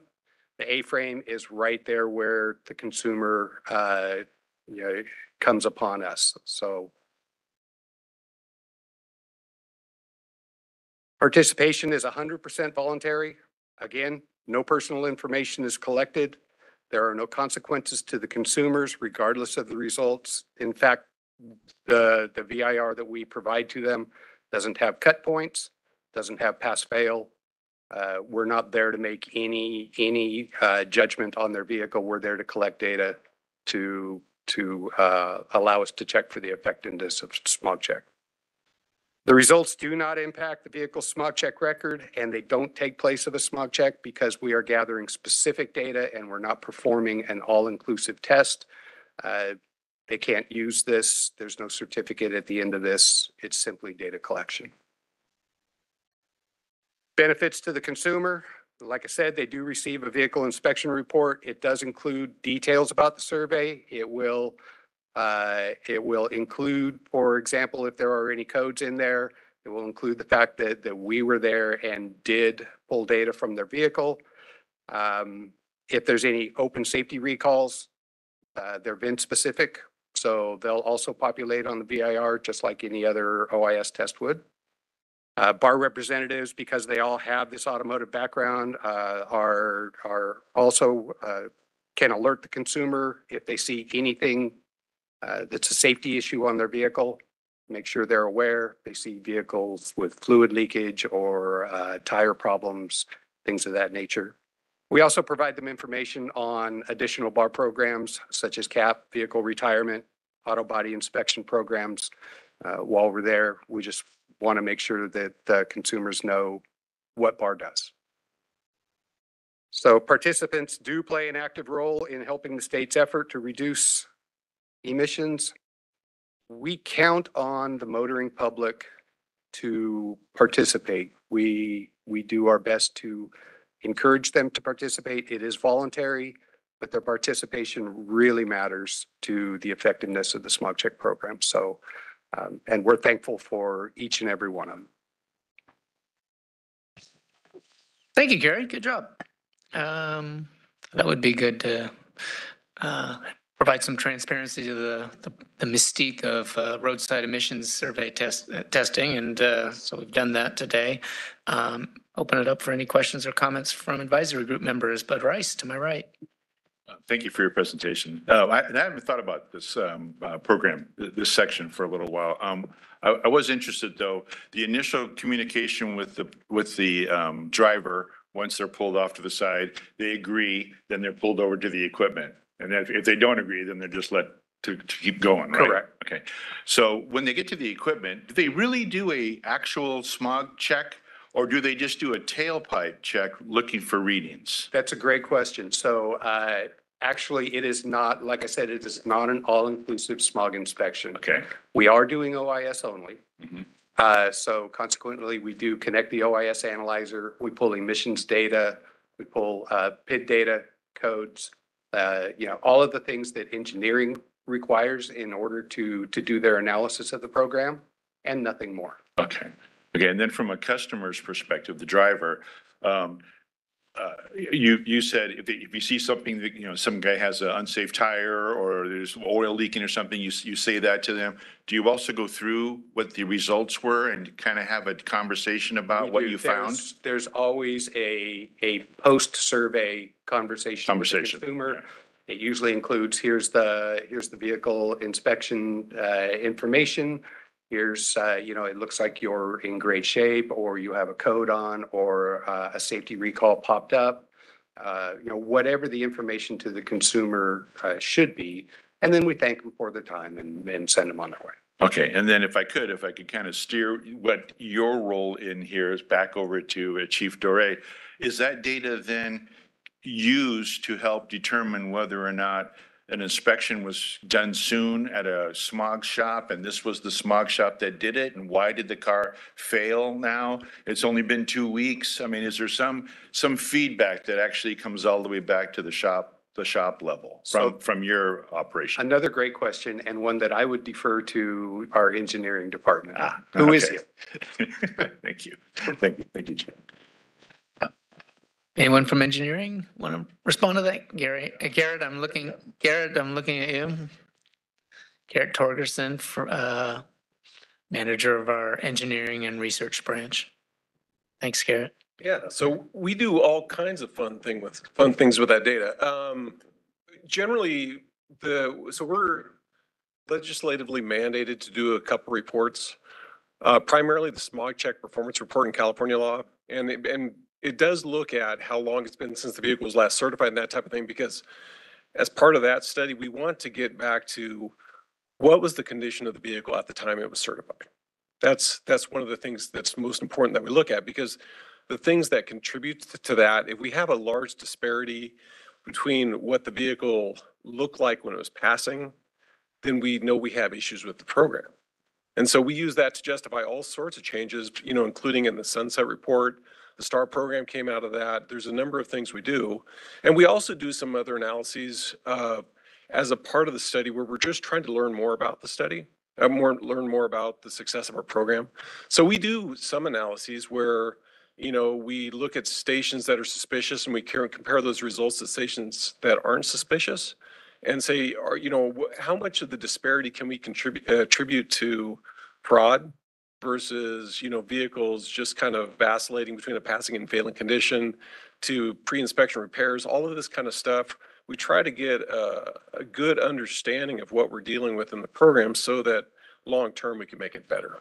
That's really what we're trying to do. What's interesting is in some cases, from a shop perspective, you can get a vehicle to pass and you might think, boy, I can have a more sustainable vehicle after, that passed now and can continue to pass if I could do these 3 other things, but they passed. So now, I can't leverage that by saying, we really need to do all 3 of these things or all 4 of these things. I was able to do one of them and he passed, but I can't compel him to do more, which could impact the quality of the program and what you guys might see after the fact. Well, and that's exactly the kind of analysis that goes in, like we're trying to change the readiness requirements. Well, part of the reason we're doing that is that exact issue, because there are vehicles that are able to get through the program because of unset readiness monitors that would have identified a problem. When we inspect vehicles at the roadside, about 90% of the vehicles have all of their monitors set. When we get to the actual smog check inspection, there's a decent percentage that don't have all of their monitors set. Some of that's because of repairs that were actually done and the vehicles were reset, even though that doesn't have to be part of the repair. But some of those are done because they're trying to get the vehicle through without actually doing the repair that was necessary to make it into a passing condition. So yeah, these are the things we're trying to see, and this is how we're trying to improve the program. Thank you. Thank you. Thank you, Bud. Any other? Yeah, Les. Just a quick question. When you pull this information, do you pull the VIN numbers for the vehicles? Yes. And that doesn't qualify as personally identifiable information to the customer, or do you de-identify it in some way? So there's nothing inherently identifiable about, you can walk up to a vehicle on the street and you can see the VIN on the dash of the vehicle. That vehicle, that information becomes personally identifiable when it's merged with DMV data. And so we treat that data very carefully, in that when someone, all of the data we collect as part of this is, you could PRA it, you can collect that data. But if we release that data to outside people, unless they are specifically identified as a researcher, we exclude all of that data, the VIN or the license plate that might be used to personally identify the vehicle and the owner of that vehicle. But that's kind of an edge piece of data. So yeah, there's some special consideration with that. Anybody else? Yeah, Dave Kusin. Thank you, Pat. Yeah, Dave Kusin, ASECA. How many of these roadside tests do we do in a year? Typically, we do roughly about 10,000 a year, but that's a number that Obviously, it just depends on a lot of factors. Okay, that's a lot. Yeah, I had no idea. So, so how does the vehicle get into the test lane? Is like every vehicle going down that road? Is the CHP officer pick people at random? How does that work? Exactly. The CHP officer picks people at random. Okay, and if we pick, a car that's not OIS, then it passes through and, okay. It's, we tell them why they got pulled in, thank them for their time and send them on their way. Okay, and then so how many is the vehicles that are directed into the lane, how many choose not to be tested? Refusal rates vary. On average, once we stop doing the ASM tests, because, now we can tell them that their time is, we're not going to take up as much of their time. Refusal rates are down around 30 to 40%. Okay. And is it like only one car in a lane at a time, or is there, one car being tested, another car waiting, or is it? We try to maximize the efficiency without making a consumer wait any longer. Okay. Yeah. So, I'm not waiting in line to get it done. Yeah. You're not waiting in line. So while we may be testing one, we may be talking to the second consumer. But by the time that they've made a decision that they're going to help us, this vehicle's already cleared out of the lane. Got it. So once I'm in the lane, it's voluntary. Correct. Right. But if the CHP points at me, I must enter the lane. That is correct. Okay, so it's truly not voluntary in that respect. I can't keep driving. Right? We all have a duty to obey. That's what I'm saying. That's what I'm saying. Correct. So when it defined voluntary, to the extent possible, in those cases where they clearly do not want to participate, we get them out of the lane as quickly as we can. Got it. Okay, thank you. Talking about refusal rates, so it's an interesting issue because, that refusal rate in the scientific study is pretty high. Yeah. And so we actually end up doing a fair amount of analysis on the back end to say, comparing the vehicles that refused versus the vehicles that didn't refuse to see if there's a bias in the quality of the vehicles we're seeing as a result of that. And it's kind of a little bit different than what you would expect to see. I think a lot of us, when we first hear about the refusal rate, we're thinking that people that have something to hide or something that's wrong with their vehicle are going to be the ones that choose not to participate in the survey. And actually, we tend to see a little bit the opposite, where the vehicles that tend to refuse maybe don't fail at quite the same rate, but they are actually motorists that have a reason they got to be getting to somewhere else and that kind of thing. So there's a little added benefit there. Having been on a couple of drive-alongs with, sheriffs and police, it's amazing how many people have something to hide. So, yeah, I mean, if you're back on your child support or something and CHP says go into this lane, you're fretting, right? So, yeah. Which is not necessarily a bad thing, don't get me wrong. Gotcha. Yeah, Jeff. Jeff Cox, Automotive Maintenance Repair Association. On the ones that refuse, do you ask them why? Just in case it is a way to improve the program to make it easier for them if we find out why they say no, or once they say no, do you just send them off? We do try to be very sensitive to that. Most of them will offer us the why. And at that point, we do have categories that we can store that data if they offer us the why, but we are very sensitive once they're in the lane and do not want to test. Yeah, thank you. Anybody else? Advisory group members on the WebEx on this topic. This is the moderator. I don't see any hands up from the group. Okay, we'll open it up for public comment here in the room. Okay, we'll go to the WebEx and ask if any public comments on this presentation. All right, now is the time to get those hands up. You can do so by tapping that hand button at the bottom of the screen. Dial-in users, dial *3. And our mobile device users, you may need to hit the ellipses button. That's the ... in order to find your hand. Our first request is coming from Enrique Delgado. Hold on just a moment. We're sending you a request. Mute your microphone.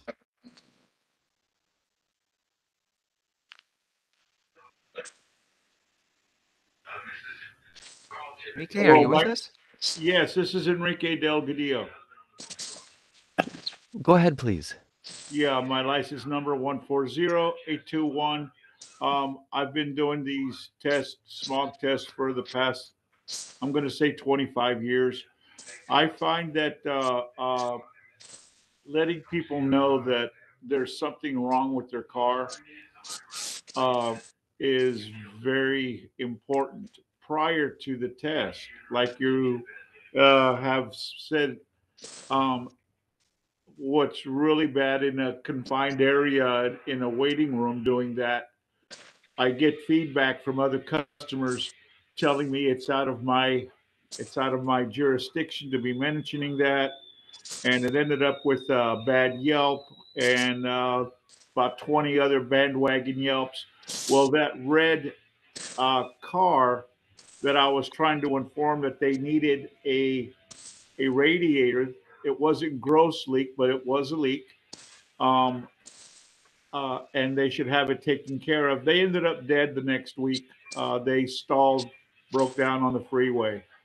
And needless to say, the boss thought I had threatened the other Yelpers, and they all took off their negative comment towards me, trying to um, inform the customer that it is and isn't a smog issue. I wasn't going to hold them back, and I felt bad. I felt like I should have not did the smog because of their radiator condition. Because it was a red Mini Cooper this time last year, February last year. They ended up dead on the freeway. They broke down, and I also turned away some cars that had some gross leaks, and I told them I'm going to fail you on gross leaks, and some of them are not considered a smog, but it is like you also mentioning a pre smog um, analysis. Is it to be safe on the road? And I live by that. Is the car safe to be on the road? When it's got a gross leak and we're trying to clean up the environment, I'm not. I'm going to let them know I'm going to fail you uh, for gross leakage and actual drips on the driveway. Um, and there was the last one was a red 908, and they left a puddle of gas, and he was happy that I told him, and I even texted him and showed him the picture of the gas, but I refused to do his smog because of the smell of the gas. You could smell it. And he said that he had gone to his mechanic several times and they can't find the leak, but it's an obvious leak. Um, it's it's for safety for everybody to let people know they have a problem with their vehicle, and to do that kind of a quick inspection using our senses to let the public know. And if anything, I let them know we're doing a safety inspection to make sure that you're okay to continue driving this vehicle. Um, Giving them that information just to let people know that are being pulled over randomly. We just want to make sure your car is safe to drive, that someone hasn't seen or been able to point out to you. So I'm happy that this is being done randomly, as well as to give the public that feeling of safety, that at least somebody, some kind of an official or somebody with a license, is actually looking at the car and bringing it to their attention. Yep. Thank you very much for the comment. I'm a little bit late. I don't know what section on the list, because I wanted to mention on number 10 when that comes up. I don't know how far we are in the meeting. I just came on. Yeah, we're still on agenda item number 4. All right. Thank you. Stick around. Yes. We'll get to that one. All right, let's move on. Next comment relating to this presentation. That was our last request for public comment on this topic. Yep, oh, not yet. We have Bud Rice. Hi, Bud Rice. Just to comment on what the caller was saying, I think it's two things. One of them is you have to make sure that you're safe when you're testing the vehicle. And if there's something that is going to be unsafe for you testing the vehicle, then by all means stop. If that's not the case, then my understanding by participating in these get-togethers that we have, you want to test the car as it rolls. That was kind of the rule that I was getting from attending these sessions here. Because in the past, what was happening is shops were finding that there were some issues that were going to impact that vehicle from passing a smog check that were smog related, and shops were making those repairs prior to the initial test. And there were some discussions about, no, test them as they roll. Then when they fail, have a conversation with the consumer about what they would need to do to bring their vehicle into compliance. So there was a time when shops were doing things beforehand, and that was kind of looked down upon. And the rule, test them as they roll, was kind of brought in, which is completely separate from you being unsafe in a vehicle that isn't safe to operate. If you can get past that, then test them as they roll, I think is the good operating style there. Is that correct, Pat? Yep. Thank you for that additional comment. Seeing no other comments, we'll close this agenda item out. Thank you both. Thank you. All right, it's now the point in our agenda where we can take a break for 15 minutes. We will reconvene at 11:27.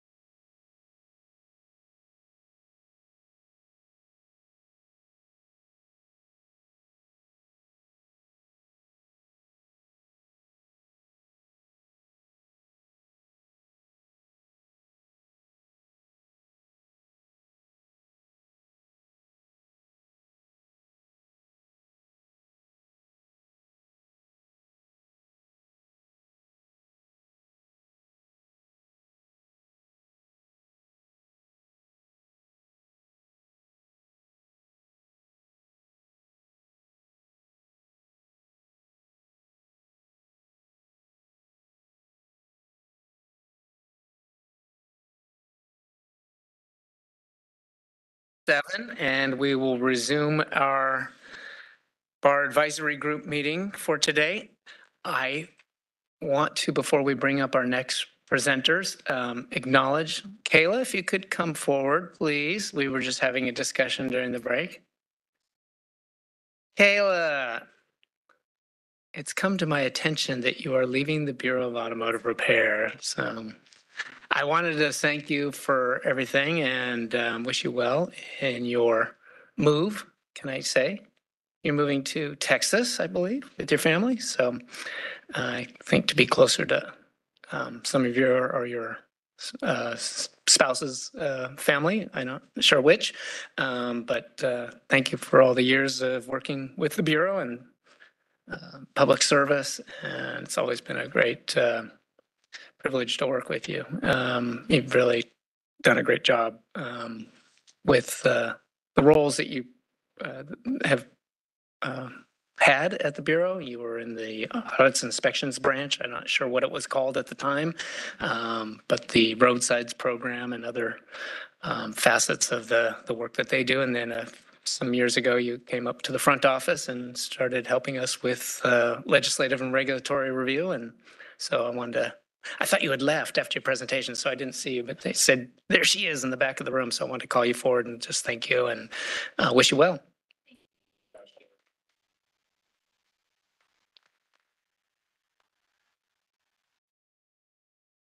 All right. Now, our next presentation is a demonstration of the educational certifications and online change form. This is an extension of our online business modernization effort. We've done some presentations of that over the course of the last year or so with online licensure. And these are some features or enhancements that we recently rolled out. Did we just roll them out or are they about to be rolled out? They're live. Okay, good. I thought I had that right, but I wanted to make sure. All right, here to give the demonstration are Cole Gandelman and Rebecca Guile. They're with the Bureau's licensing program. Thank you both. Thank you. All right. You're all set on your end?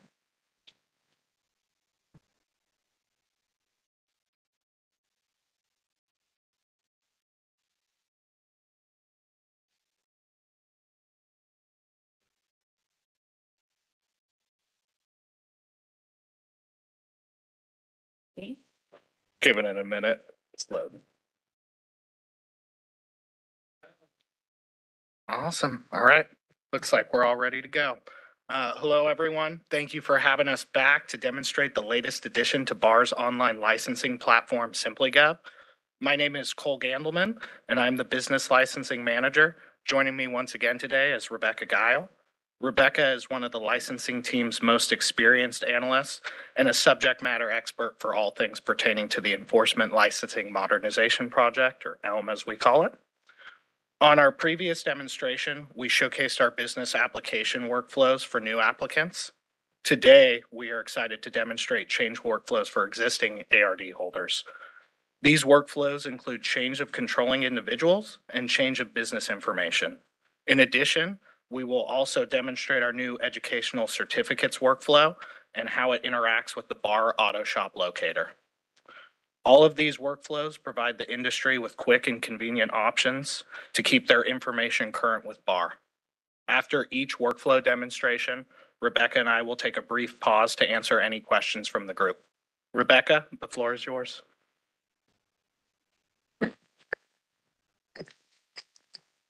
Good morning. Thanks for having us back today. Thought we'd start with where to find the change workflows on the public website. So currently we are on BAR's homepage.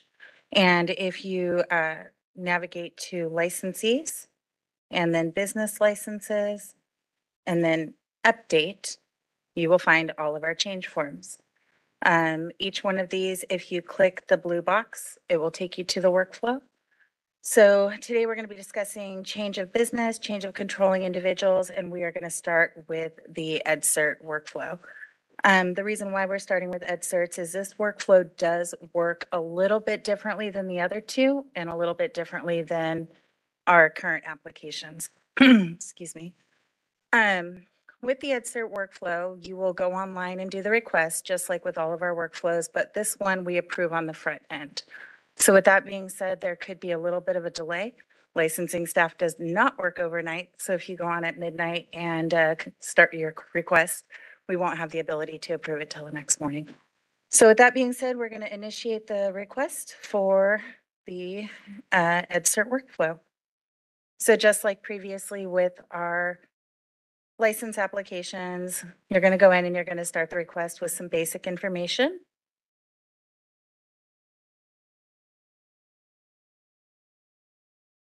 Selecting your name, your email address, all that fun stuff.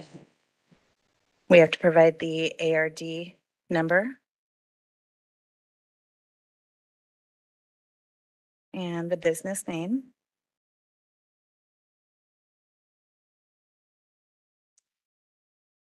Address.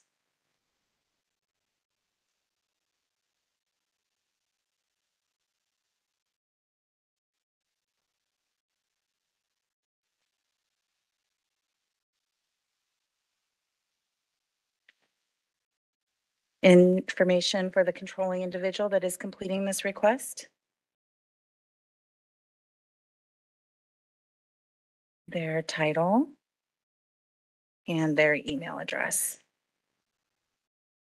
So once we're satisfied with all the information that we've put on this initial request tab, we can navigate forward or backwards one of two ways. The first is by hitting next at the bottom of the web page. If you are further in the workflow, you would have a back option here, but because we're on our first tab, we only can advance forward, or you can actually grab the workflow tabs at the top of the web page. So all of our information here is correct. We're going to go ahead and advance forward to the information tab. The information tab is just some general information. This particular one talks a little bit about who can potentially be authorized to make this request on the behalf of the business. So once we've read all of the information here, we're going to go ahead and certify at the bottom that we've read the above information, and we are going to continue forward. This time we'll use next. This next tab is our validation tab. This tab is just to capture the individual that's actually completing this form on behalf of the business, as well as their title and their email. And then we will select next to advance forward. And this is where we're actually going to submit this request to licensing staff.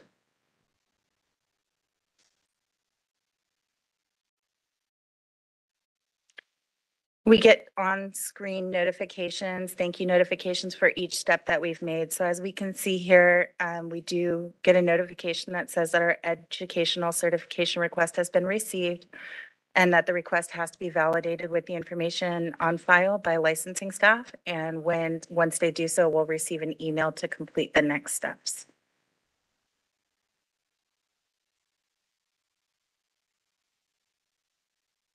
I did already start the other two workflows to save us a little bit of time this morning, but we're just waiting on our EdCert approval to start our next phase, which we just got. So we will go ahead and look at our email, and in each email, when there's an action step required, we have a link with our next steps.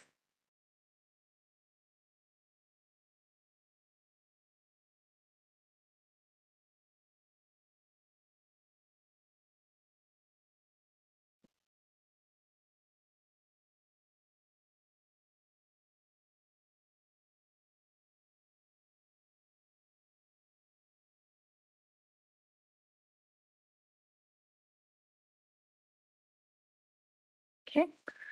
So now we actually get into the request part of the workflow for the educational certifications.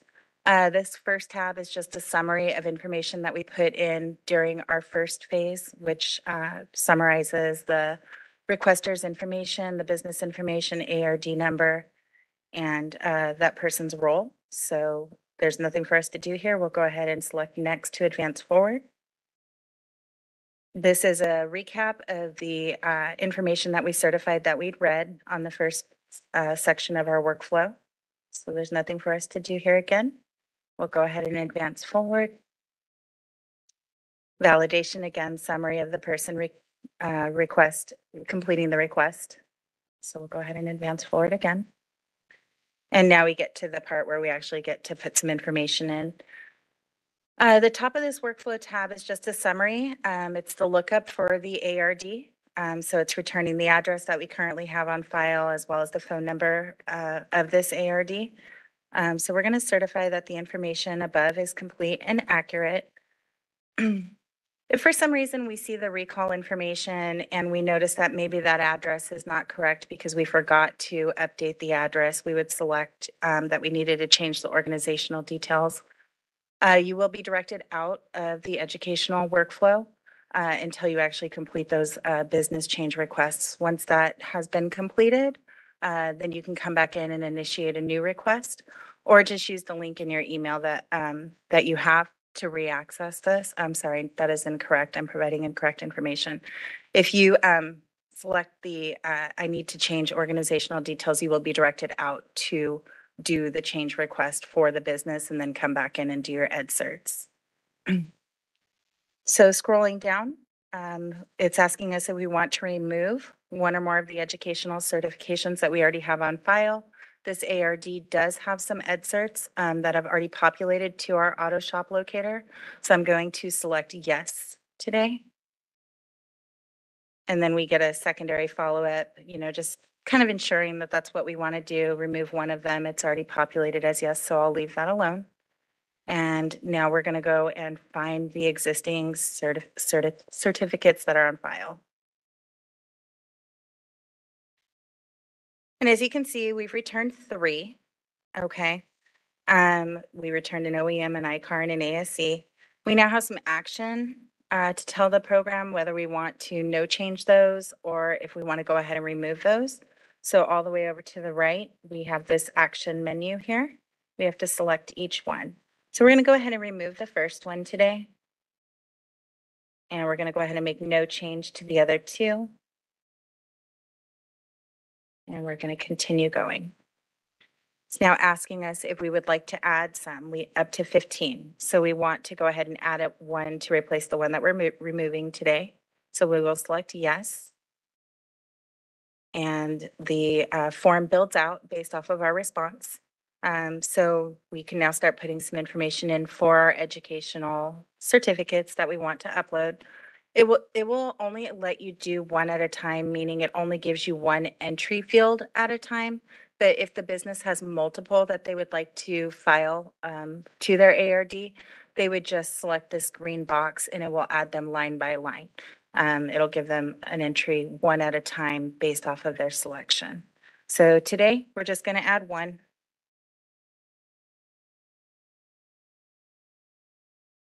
All of the issuing types are here. We are going to select that we want to add an OEM certificate today.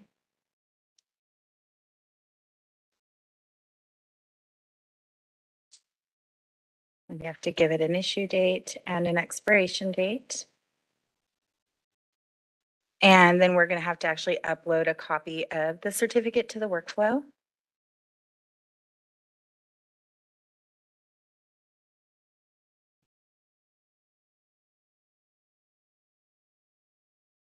And if we're satisfied with our response here, we can go ahead and proceed forward using the next button at the bottom of our work page. Rebecca, what was the drop-down menu Sure. of options of types of educational certifications that you can upload? You had OEM already. As far as my uploads go? Yeah, what are your options? Like, are there PDFs? It's just hard to read from here what you're. Apologize. It's PDF. Hold on real quick. Sorry. It's going to default. I thought you It's could. not really so much Simply Gov. It's not really so much the type of document, but it's more or less the size. But PDFs are acceptable. No, I meant the type of training certifications you can upload. You got there it is. I can't read that, or none of us can read that. Okay, I can. It's Yeah. ASCs are acceptable. Okay. Bar accepted training, ICAR, OEM, other, and post-secondary. There's 6 options. Okay. there. Thank you. You're welcome. Okay, so we're gonna go ahead and submit this workflow now that we've given it all the information that we want to. And again, we're gonna, once it stops thinking about it, we'll see an on-screen notification with our next action step if there are any that we need to take.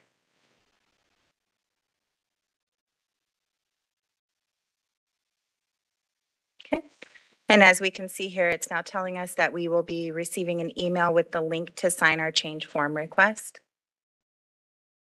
So if we go back to our email, we will see that we have our EdCert signing request. So we'll click the link in that email again. And this is going to take us to our doc builder. If we wanted to take a peek at, the changes that we'd requested, we can scroll. You will also, the licensee, once they complete this request, it's a little bit delayed, but they will receive an emailed copy with this form that they're going to go ahead and digitally sign today. So we are going to go ahead and go down and we're just going to sign our request.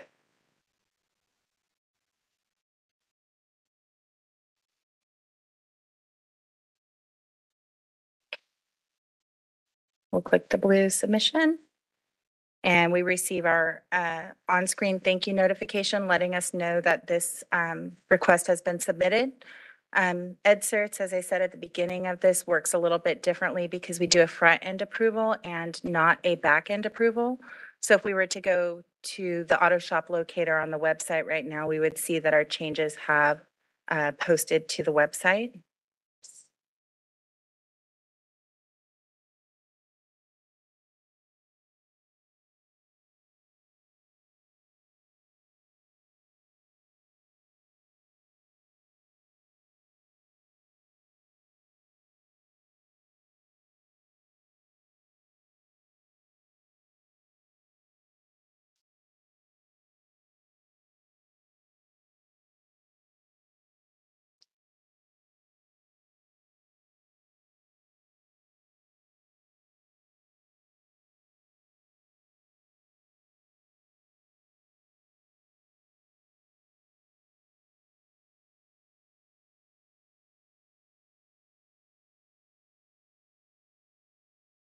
Looks like our site may be having a little bit of issues right now, but they are there. So, and with that being said, that does conclude the EdCerts. And so we wanted to give an opportunity for any feedback before moving on to the next section. This is the auto shop locator and grabbing the data that's been provided by the ARD and making this available for consumers who are looking for an automotive repair facility in their area for whatever the service that they can dial in on. The auto shop locator allows you to do that. Do you have the categories? They're not exactly the way they are represented on the SimplyGov educational certifications uploading options page. And by that, I mean, I think we haven't called out, and there were some proprietary concerns of the training providers by calling them out by name. So we had to call them nationally recognized and industry accepted or something along those lines. OEM, again, we don't specify the OEM, so they could have one or more OEMs. There's bar accepted trading, and then there was a fourth category, post-secondary training provider who has issued a certificate or a degree to the individual at the ARD who's gone through that process. So, can you see that? I can't see that. Is it displayed? It's just having tough time uploading. Correct. Yeah. Okay. If we were to visit it here in a little bit, it may show up there. Yep. These are live Yep. though, because we hit the submit button. If the website wasn't struggling right now, we would see the little badges at the bottom of the information for the ARD. Yep. So what I was really trying to lay out there is that the online process might call out a couple training providers by name. Our public display of that puts it into a category as opposed to naming a specific OEM or a specific training provider. That is correct. Okay. Before we move on, I think I have a question. Did you have? Yeah, as far as the bar accepted training, is there a list somewhere on the website? Because how do I know what it is? There's just one, and I'm not sure where it's listed, but there is the opportunity to add additional ones. No, I mean, but where do you find it? Yeah, I mean, I know well, we have ICAR, ASE. Yeah. But if I don't A know. bar accepted training. Yeah, if I don't know what bar accepted training is, how do I know to I believe upload it it? is on the website somewhere, but I'd have to defer to our website team. But if it isn't on there, we'll make sure it is. Yeah. Thank you. Yeah, there's just one bar accepted training that's gone through the process of being accepted at this time. Yeah, we're taking questions or comments. But yes, just real quick, we were kind of talking about this yesterday when it came to the online stuff. First off, you guys went through a lot of work to get this thing up and operational, and there were kind of hiccups along the way, and fabulous. You guys are this far down the road now, so congratulations on that. Yesterday, when we were talking about this a little bit, Jack had made the comment, and I'm actually online right now watching as you're going. I'm scrolling along here too. Just like we were having a Bar 97 discussion earlier, that's to old cars and maybe shops that do old cars. We also have some old ARD folks that are out there as well. And so some of them aren't comfortable doing online registration and that kind of thing, and still might want to download the registration packets and be able to then submit them by, old school with the mail. And I'm on here and I can't figure out how I would do that myself online. So I'm not sure how we could make it so if somebody wants to be online, they can go here. If somebody wants to print and send, they can go here, and we can capture everybody that way. Is there some way for that to happen? No, that is great feedback to provide us at this time. Currently, we are really encouraging people to navigate toward the online platform, obviously. There can be some consideration or should be potential discussions for situations such as yours. But right now, currently, we really don't have they'll submit them with an outdated paper application. But again, we're really trying to navigate people to the online platform. So definitely worth having a discussion with the team about moving forward. Yeah. Yeah, thanks for the presentation. Well, we're still only halfway through it. Yeah. Yeah, we've got another piece to it. Yeah. The educational certificates. So let's go, you went through this, quickly. You're a pro at it, but I can tell you that some shops just not there yet, and they get confused. They want to provide the BAR with their certificates. They're proud of them, right? They've spent a lot of money, especially, like ICAR and ASE. I mean, they they're master techs or even the OE certification. So they want to be able to put them on there so they can have consumers, their competitors, everyone to see. So it's free advertising for them. So this is, from the industry standpoint, this is a good thing. But to go ahead and go through this process, I can tell you they're struggling a little bit because, there's hiccups along the way for them, at least, not for you when you did it here. But if they get stuck, can they call and talk to someone live, or how does that work? So they get on it and they go, Jack, I'm struggling on this. And what do they do at that point? How do they get help? Yeah, that's a great question, Jack. Thank you. We do have our our staff to support by calling us. We actually really do encourage people to use the bar licensing at dca.ca.gov email box, mainly because potentially, times of the month, our call volume is really high and it can be difficult to get a hold of our license processing team. If they do send an email, we are quicker to respond to those emails.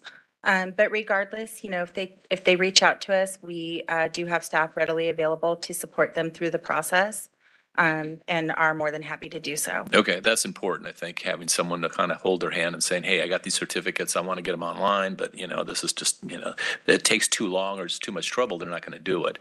And we want to encourage them to end up doing it.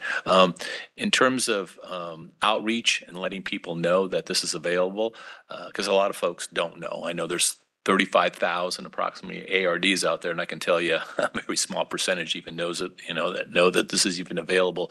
What measures or what kinds of outreach program, or how are you letting the industry know? Yeah, that's another great question. That was communicated to the industry through the analyzers. Additionally, licensing had received some of the ed certs before this workflow was ready. Our team did an outreach where any of those ones that we were previously holding, we reached out to them, and made them aware that this workflow was now available and encouraged them to go ahead and initiate a request to complete this for them. So. Okay.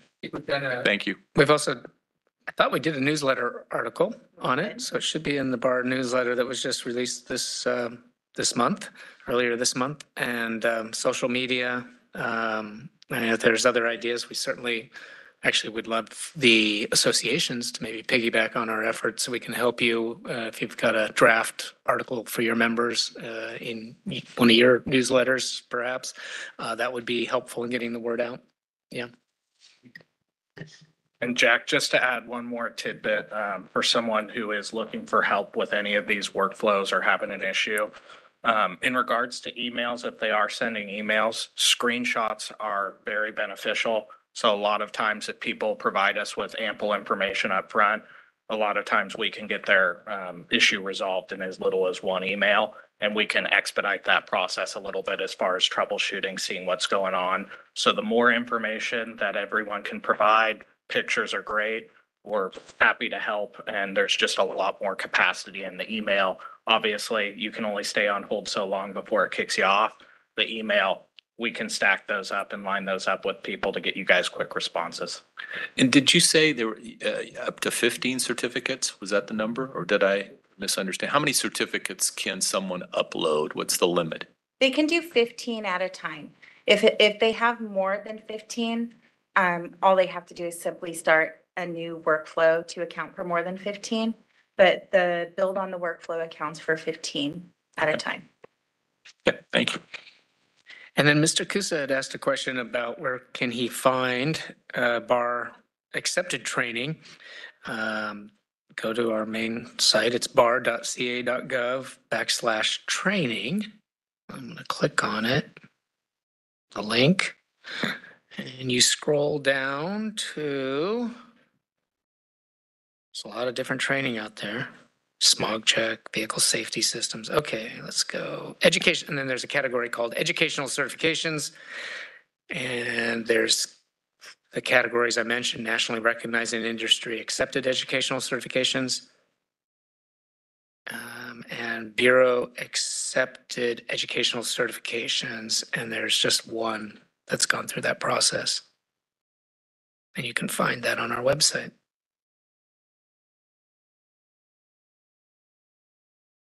Okay. Let's move forward with the rest of the demonstration. Obviously, additional questions about this or the next part of your demonstration can occur after you're done. So next, we're going to move on to our business change request. As I mentioned, I've already started that workflow for us, so the email is currently sitting here in our inbox.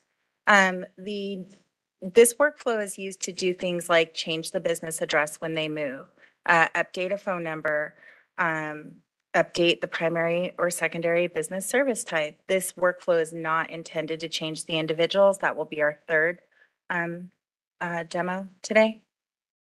So since we already have that email, we'll go ahead and go into the workflow. Okay. Pretty similar to the first one. This is just a summary of the requests that I said I wanted to change when I initiated the workflow.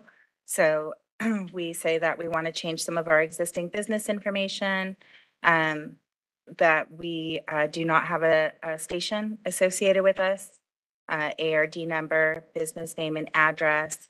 And these checkmarked items are the items that I said that I wanted to change. So my business name, my business email, my phone number, my service type, my business address, and my mailing address are all things that I'm going to change with this one workflow request today. So everything on this tab is correct. I'm going to go ahead and use the next at the bottom of the page to navigate forward. And this is my changes tab. So this is collecting what I'm changing to. Okay, so it's going to collect my new business name and my new business email address.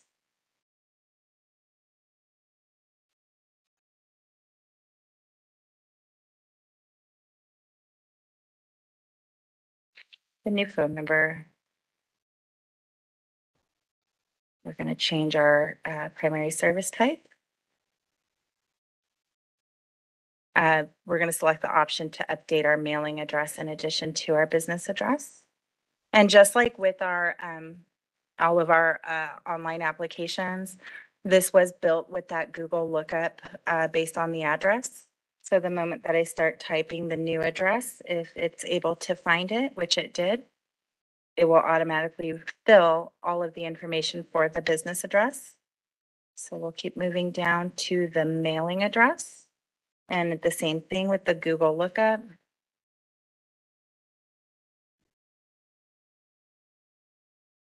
Populated all the information for me.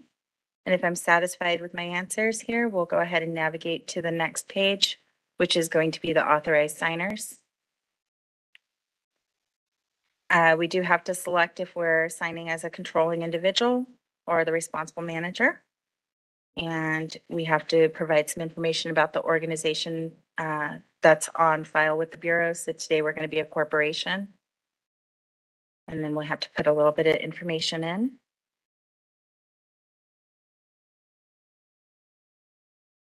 My role with the corporation.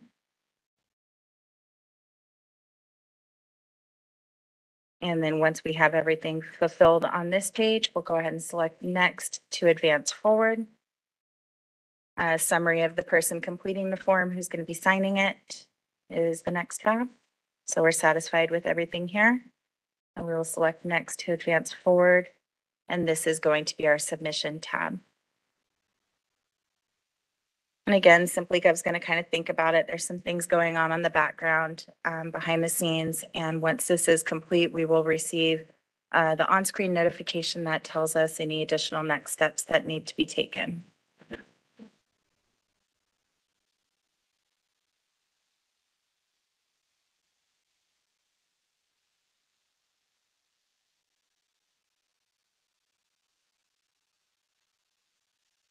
Which we've now received, and it's telling us that our change request is now ready to be signed. So we should have an email sitting in our inbox that contains the link for us to complete this step, which we do. And we'll go ahead and click the link in the email to sign our change request. And just like with the EdCert, you have the ability to go back and review the information on the document that you told us that you wanted to change. And if we're satisfied with that, we'll go ahead and sign this.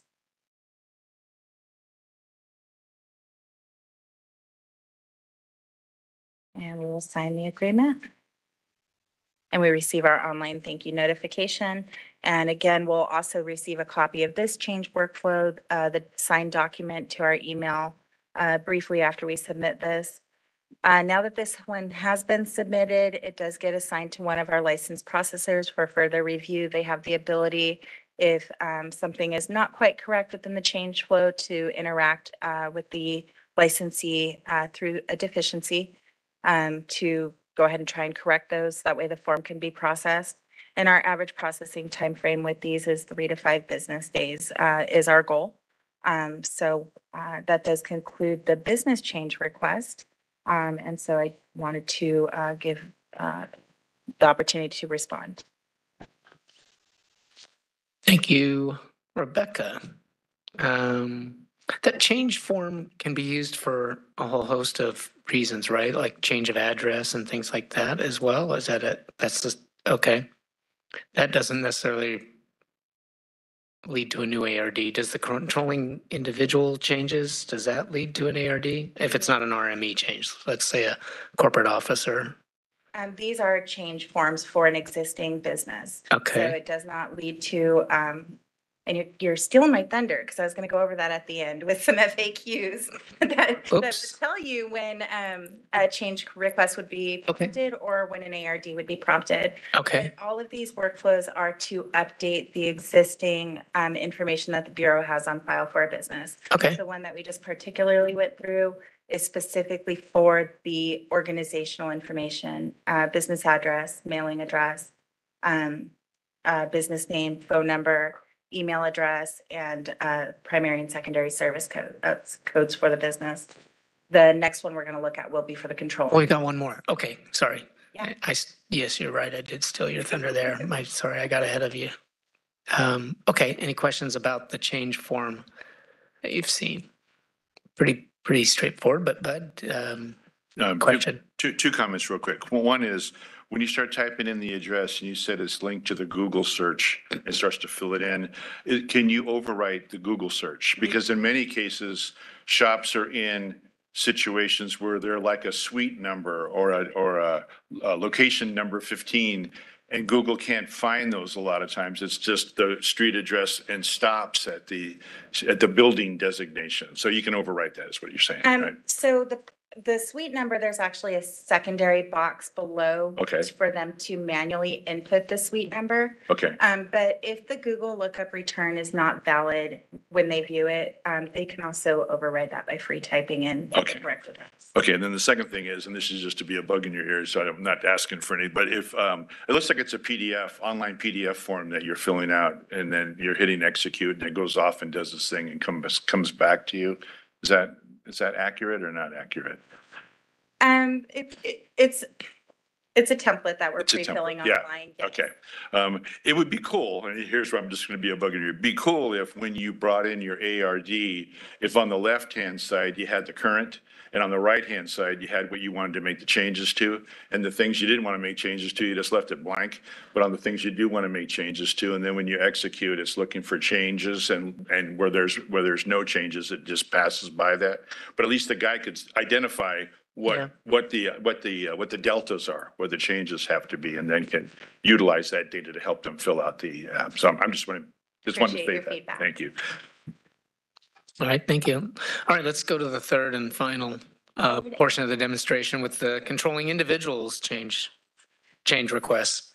So we are going to be looking at our controlling individuals change request now.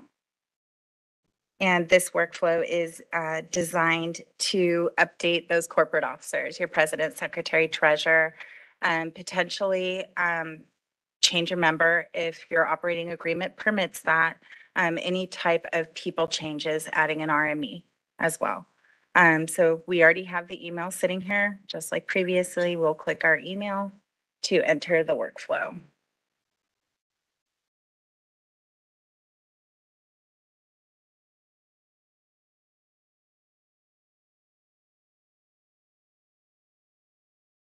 Okay.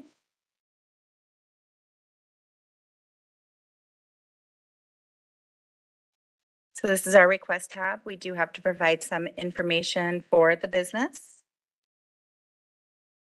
And our address, so business name and business address.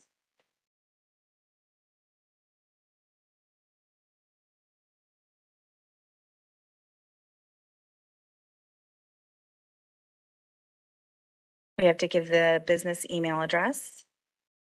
And we have to provide our license number. And now it's asking us what type of changes we want to make with our people.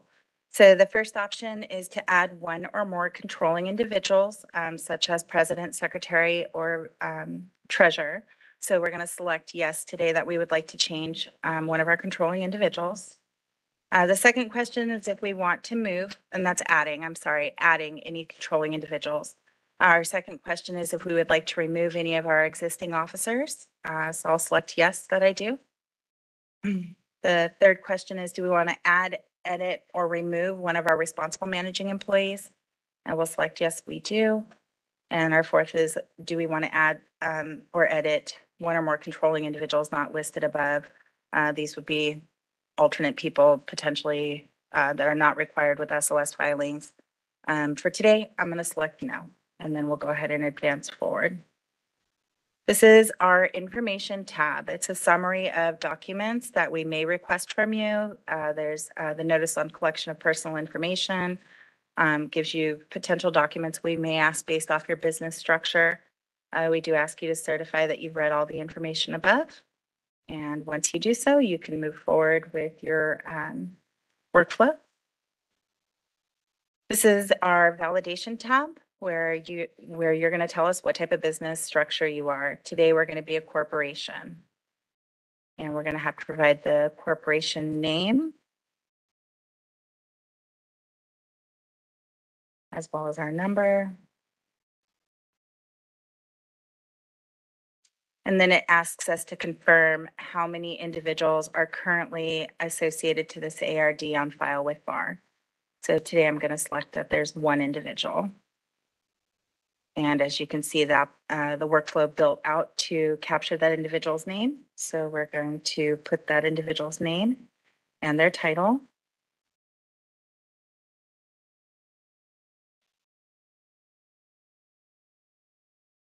We also have to provide their email information.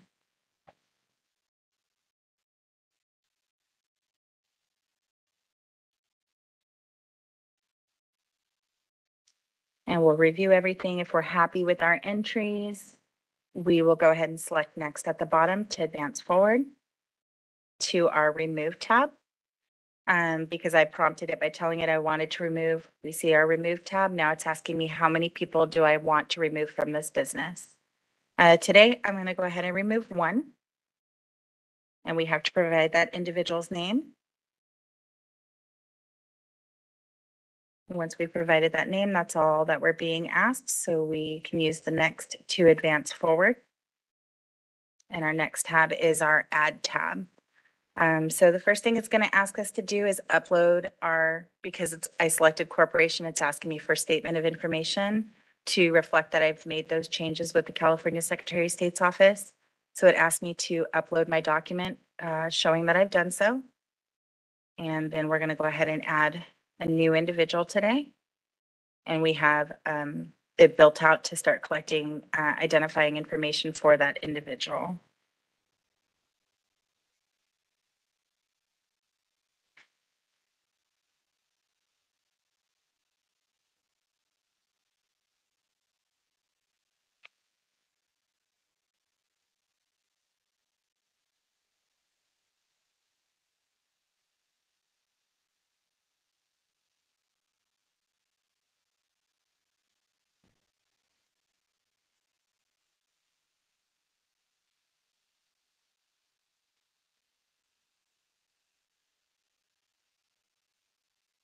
So once we've put all of our information in for our new officer and we're satisfied with the information that we've provided, we will use next to advance forward. And because I had selected that I wanted to change my RME or edit my RME or potentially add, I see an RME tab. So for today, I'm going to go ahead and add a new RME, but we have the ability to remove an existing RME or edit information for existing RME as well.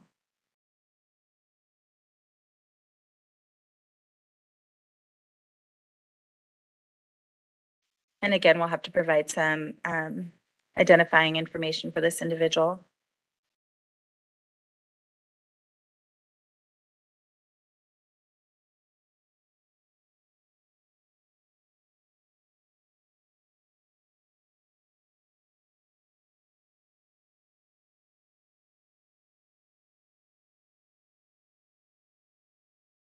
And once we're satisfied with the information that we've provided, we will select next to advance forward. This is a review of the person that's making the request on behalf of the business and will be completing our form for us. And then once we get to our final tab is our submit tab, where just like previously, if there's additional action required by us, we'll get an on-screen notification that tells us what to do next.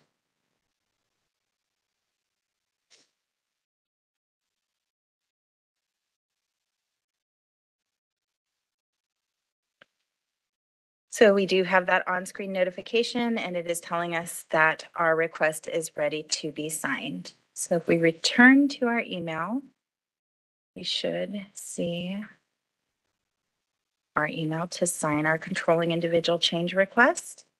We will select the link in our email.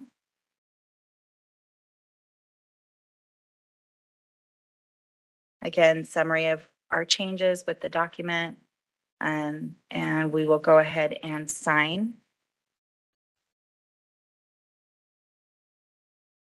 And submit our agreement, where we see our next on-screen notification that says, thank you, it's been received. It's under review. Again, these usually take licensing staff about 3 to 5 days to process these. We do our due diligence to get them processed in a timely manner. So with that being said, one more thing that I wanted to show was FAQs on when a change request would be appropriately as opposed to a new ARD application. So if the consumer visits our website,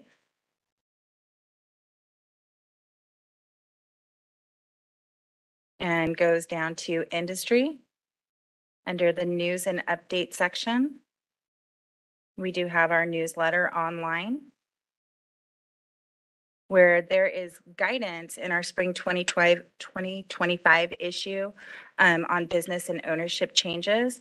And it's got some FAQs that may help the consumer navigate if the change workflow is appropriate for them as opposed to a new initial ARD application. So with that being said, that does conclude our demo today. And we thank you guys for your time. Thank you very much. I know I was busy responding to something on the training where we can find our training providing information. But so if I'm just doing an RME change, that's not going to lead to a new ARD being issued. No. If I have a controlling individual like let's say a spouse or maybe a son or daughter or someone who's not a corporate officer in the corporate setting, not part of the partnership or not an LLC member, they're the other controlling helps with the family business. That won't lead to a new ARD being issued. The other controlling individuals based off of every situation's unique, right? Okay. So it's hard to say one situation without actually knowing like the full details of every situation. But for the most part, if the structure type permits the addition and removal and those officers and other controlling individuals are interchangeable, it will not prompt a new ARD application. Okay. So, okay. And the ones that I clearly would is a partnership that changes. Correct. Maybe you're dropping the partner and it's just a sole owner now, or vice versa. Corporate officers, president, secretary, treasurer, and other officers potentially. And then LLCs is a little tricky. LLCs is an automatic. If you change a member and the agreement from the LLC, as I understand it, allows for that, it's specifically called out for, spelled out for in the LLC agreement, that does not necessarily require a new ARD to be issued if you change members, right? That is correct. It's based off of the terms of the original operating agreement. So okay. We are available to help walk the consumer through if a change request is appropriate for their business or not. Again, by reaching out to licensing staff via phone, preferably via email at the bar licensing at dca.ca.gov email address. Okay. Thank you. I know that gets a little tricky for people. And I think we tried to spell out those scenarios in our newsletter that went out about a week ago.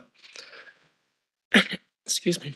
Additional, some comments, questions on the entire presentation now that you've seen it. Anybody? Jack? Yeah, I just wanted to, again, thank for the presentation and then acknowledge your team, Cole, in particular, Rebecca. I know we've had some, issues when they come up and when they get to a certain level, it's like we need some extra help and you've been very responsive and follow up. So I want to give you a shout out. So thank you very much for all your help. Thanks. We appreciate that feedback. So thank you, Jack. Oh, but yeah. Just real quick.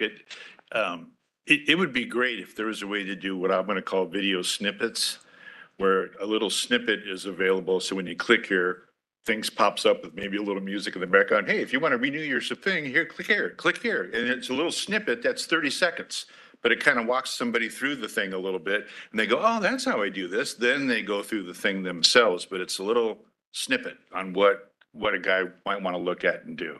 Just comment. No, that's great feedback. Thank you for that. Great idea.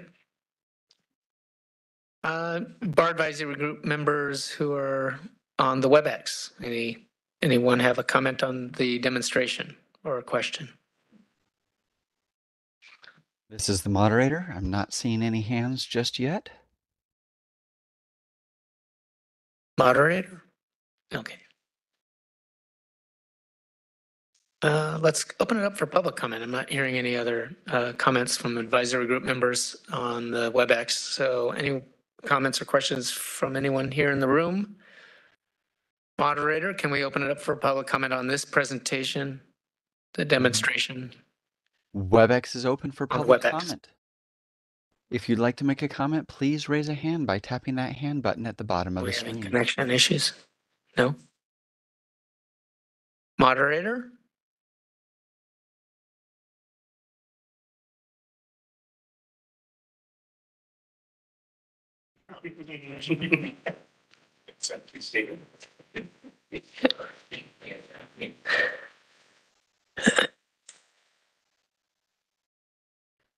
Mic check, mic check. Well, if we are having some connectivity issues, we're still recording, so that's good news. But we'll circle back once we get them back on in the public comment on items not on the agenda. If there's comments on this presentation, we can take it at that time as well, once we get them back up. So I think you're excused for now, but hang tight because we might get someone on agenda item number 10 asking a question about this. Thank you both. Great job. Matt, can you unmute? Last piece of this, I don't know about the last, but another important piece of this is our current online renewals are not tied to this SimplyGov platform at this time. So we're looking to dovetail the two and processes. And we'll hope to have that sometime in the next few months and maybe even have a presentation at the July meeting on that. Our next presentation is from Bill Thomas, going to give us another complaint case study. I think it's relating to collision repair storage transaction. Yes, the topic that will not go away. Well, take it away, please. Thanks, Bill, for joining us today. Oh, you're more than welcome. Anytime. I do want to, first slide is up that says complaint case study, and I want to kind of give a little background information there regarding complaints. I mean, what is a complaint? Obviously, the predominant volume of our complaints are from consumers complaining about their experience during an automotive repair transaction, in the neighborhood of 16,000 of those a year. We also get complaints from we have insurers who will make referrals to us about storage fees. We get complaints. Pat and I receive complaints from consumers and from ARDs, and all of those complaints are just that, complaints. And when the Bureau investigates a complaint, whether it's me looking into something that was referred to me, or the insurance referrals group, or a field representative investigating a consumer complaint, BAR's position and my expectation for all of the staff in the field operations and enforcement division is BAR's position is a neutral third-party finder of fact. We do not go into any complaint with a bias towards one party or the other. And I wanted to reiterate that because whether it's a complaint from an ARD going to Pat or myself or one of my managers, or it's a consumer complaint, know that we're going to look at it and we're just going to try and figure out what happened in the transaction, what went wrong, what went right, and how can things be resolved if there is a pending resolution, and what can be done to make sure things like that don't happen going forward. So this complaint, I won't say how it came to us, but I want to reiterate, please do not hesitate to send us a complaint, even if at the end of it all, we come back and say, well, the submitter of the complaint, you could have done X, Y, or Z differently. And we do that with consumers sometimes. We have consumers who, through some actions that they may have taken or failed to take, contributed to the situation that they're experiencing. And people don't always like to hear that, but I want to remind everybody of that. And just it'll be relevant as we go through today's complaint study, Coffee with Bill. So, and also it's been a few weeks since I read this, so this ought to be fun. I'm hearing it for the first time in a while too. So, next slide, please.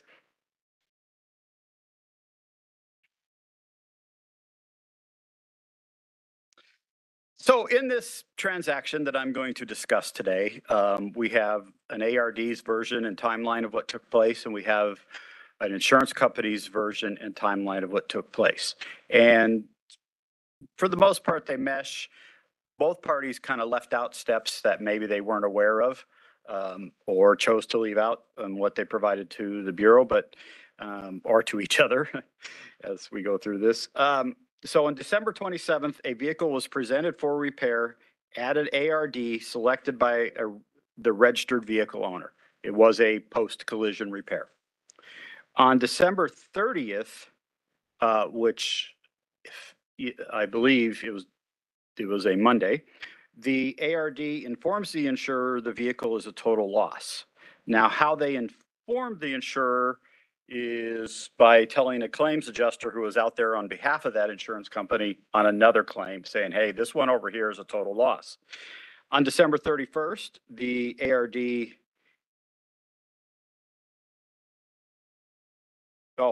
pardon me, on the 31st, they told the adjuster. On the 30th, they sent an email or notification to the insurance company. Sorry, told you it's been a while since I've read this myself, and I did write it too. On January 2nd, the adjuster confirms assignment to the claim via email.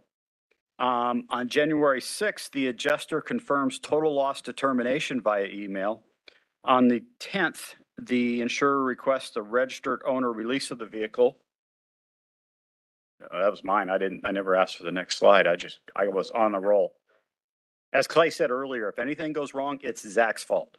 That's a standing policy. No, that one was me. I forgot to ask for the slide to move forward. So on January 10th, the insurer requests a registered owner to release the vehicle. On the 13th, the registered owner, and this is where the problems start to develop a little bit, and then we're going to talk about those, signs a repair order at the ARD. Now, keep in mind, we go back to the last slide, this vehicle showed up at the ARD as selected by the registered vehicle owner on December 27th. And shortly thereafter, the ARD made the determination this was likely going to be not economical to repair. On January 18th, the insurer disputes the total loss fees as represented on the repair order of January 13th. Next slide, please. I will try and remember to do that, Pat. Yeah. So, vehicle diagnostics, a pre-scan. And as I go through, I will kind of raise question marks of a vehicle that was dropped off on December 27th, which was a Friday. And then on the 30th, emails are going out that this is a total loss. So we did a pre-scan. Don't know when, but we did. Collision inspection. Inspect the headrest and steering column, inspect the seat belts, and storage from December 30th, the day they determined it was a total loss, to January 8th, and then from January 9th to January 13th of $3,250. Those two date ranges were separately itemized on this quote unquote repair order for a grand total of $4,150 charges presented to the insurance company for payment in the total loss settlement. Next slide, please.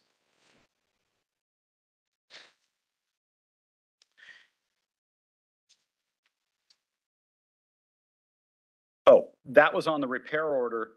However, in the document presented to the insurer, there's the pre-scan, the collision inspection, the headrest steering column, storage charges. Storage charges have gone up a little bit because we've added a couple more days. There's now a lien charge for $250, and there's tax for $19.38. And I see one advisory group member raising his eyebrows. What tax? Where are there parts in this document? So now the bill has gone up to $5,419.38. So let's just pause there and move to the next slide and discuss the insurer's timeline. We now have the ARD's position presented to us. Let's move to the insurer's timeline of this. December 26th, they had a date of loss reported to them. On the 27th, the 26th was the date of loss in their determination. On the 27th, the loss was reported and a repair facility identified. Now, we know insurance companies never refer consumers to specific repair facilities. They just identified a facility that might be an option for the consumer to consider. January 2nd, the insurer is advised of the vehicle location, and on the same date assigned an adjuster to inspect the vehicle by January 9th. Thanks. On January 6th, the vehicle was inspected and classified as a potential total loss. On the 9th, there was a total loss handling. That's when they, I guess, initiated the process and confirmed it was a total loss and set the last date of storage as of January 13th and requested charges from the ARD. On January 14th, they got a second request. They sent a second request for charges to the ARD. Next slide, please. So we're going to now, we already went back, the ARD presented the charges to the insurer, the $5,419.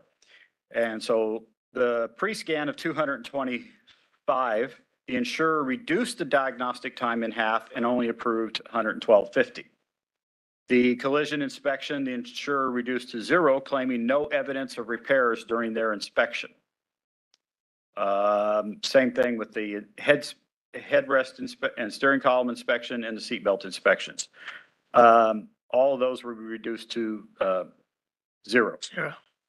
The December 30th to January 15th storage, they reduced it to $100 per day. With our storage rigs, that will be addressed.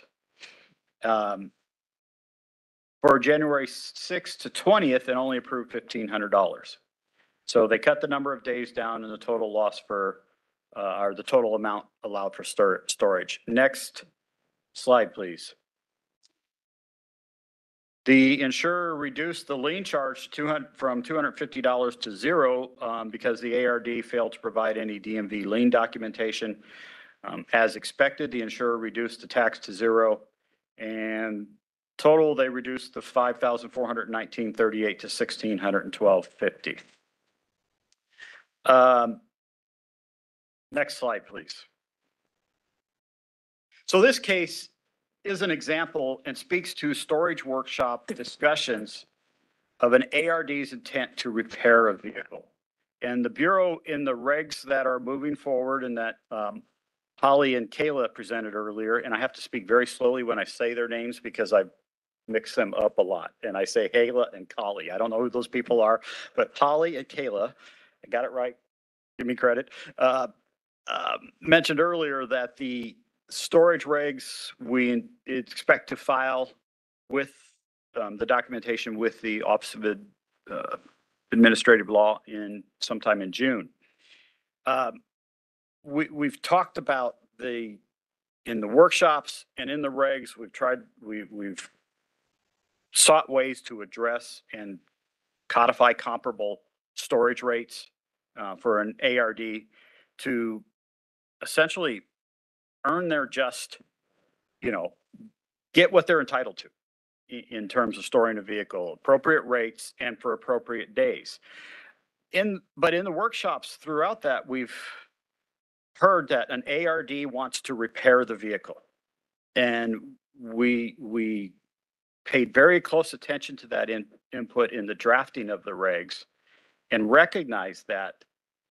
But this is, as I've mentioned, or I mentioned before the meeting to a couple folks on the side, this is the second time this is a very similar presentation that I'm making with this same circumstance. The ARD knew and acknowledged knowing on the third day the vehicle was at their facility that it wasn't going to be repaired. And they should have started charging storage from that day, period. And then when the insurance company asked for a total loss settlement value, it should be storage from that day. But instead, they made the decision to put in on January 13th repair charges. Now they've turned it into a repair transaction. And the question we have is, okay, when did the repair transaction start? First of all, when was it authorized? Granted, it wasn't signed by the consumer. A repair order wasn't signed by the consumer until January 13th. So in the Bureau's eyes, they have no authorization to do repairs. That vehicle's just sitting there from the 27th to the 13th, failing to get an authorization. They should have kept it a storage transaction. And we see this frequently in our referrals and now, as I said earlier, Bureau takes no sides in these and just tries to lay out the facts and apply the laws and regulations that we have jurisdiction over. And given the area where this transaction took place at, $100 a day per storage, as identified by the insurance company, seems extremely low and is not comparable to what other facilities. So the Bureau recognizes that, and we have told insurers in the past that have made referrals to us and have challenged the dollars per day being charged. We said, no, in Long Beach, yeah, you're going to pay $250 a day. It's Long Beach. The cost of real estate is very expensive. So this one isn't Long Beach, by the way. So we've tried to create a mechanism in those regulations, to create market storage rates and let ARDs charge those. But sometimes, and we all too often see this circumstance where the ARD recognizes it's not a repair transaction, it's a storage only transaction. And I mean, really, my question would be is, why not inform the consumer of that when that vehicle is there on a tow truck? Say, look, we don't think we're going to be able to repair this vehicle. If you leave it here with us, we're going to be starting to charge storage beginning today at X dollars per day. Let the consumer know that. But then 2 weeks down the road, it gets turned into a repair transaction, and now it's become a mess, and now we have to sort through what cost charges are appropriate and not. All right, thank you. Oh, Pat's like, move along.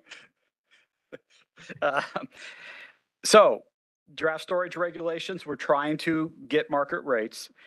That was on the previous slide. However, knowingly entering into a repair transaction for a vehicle that is not economically feasible to repair may fall under Business and Professions Code 9884.7E, which defines fraud, which is withholding material information.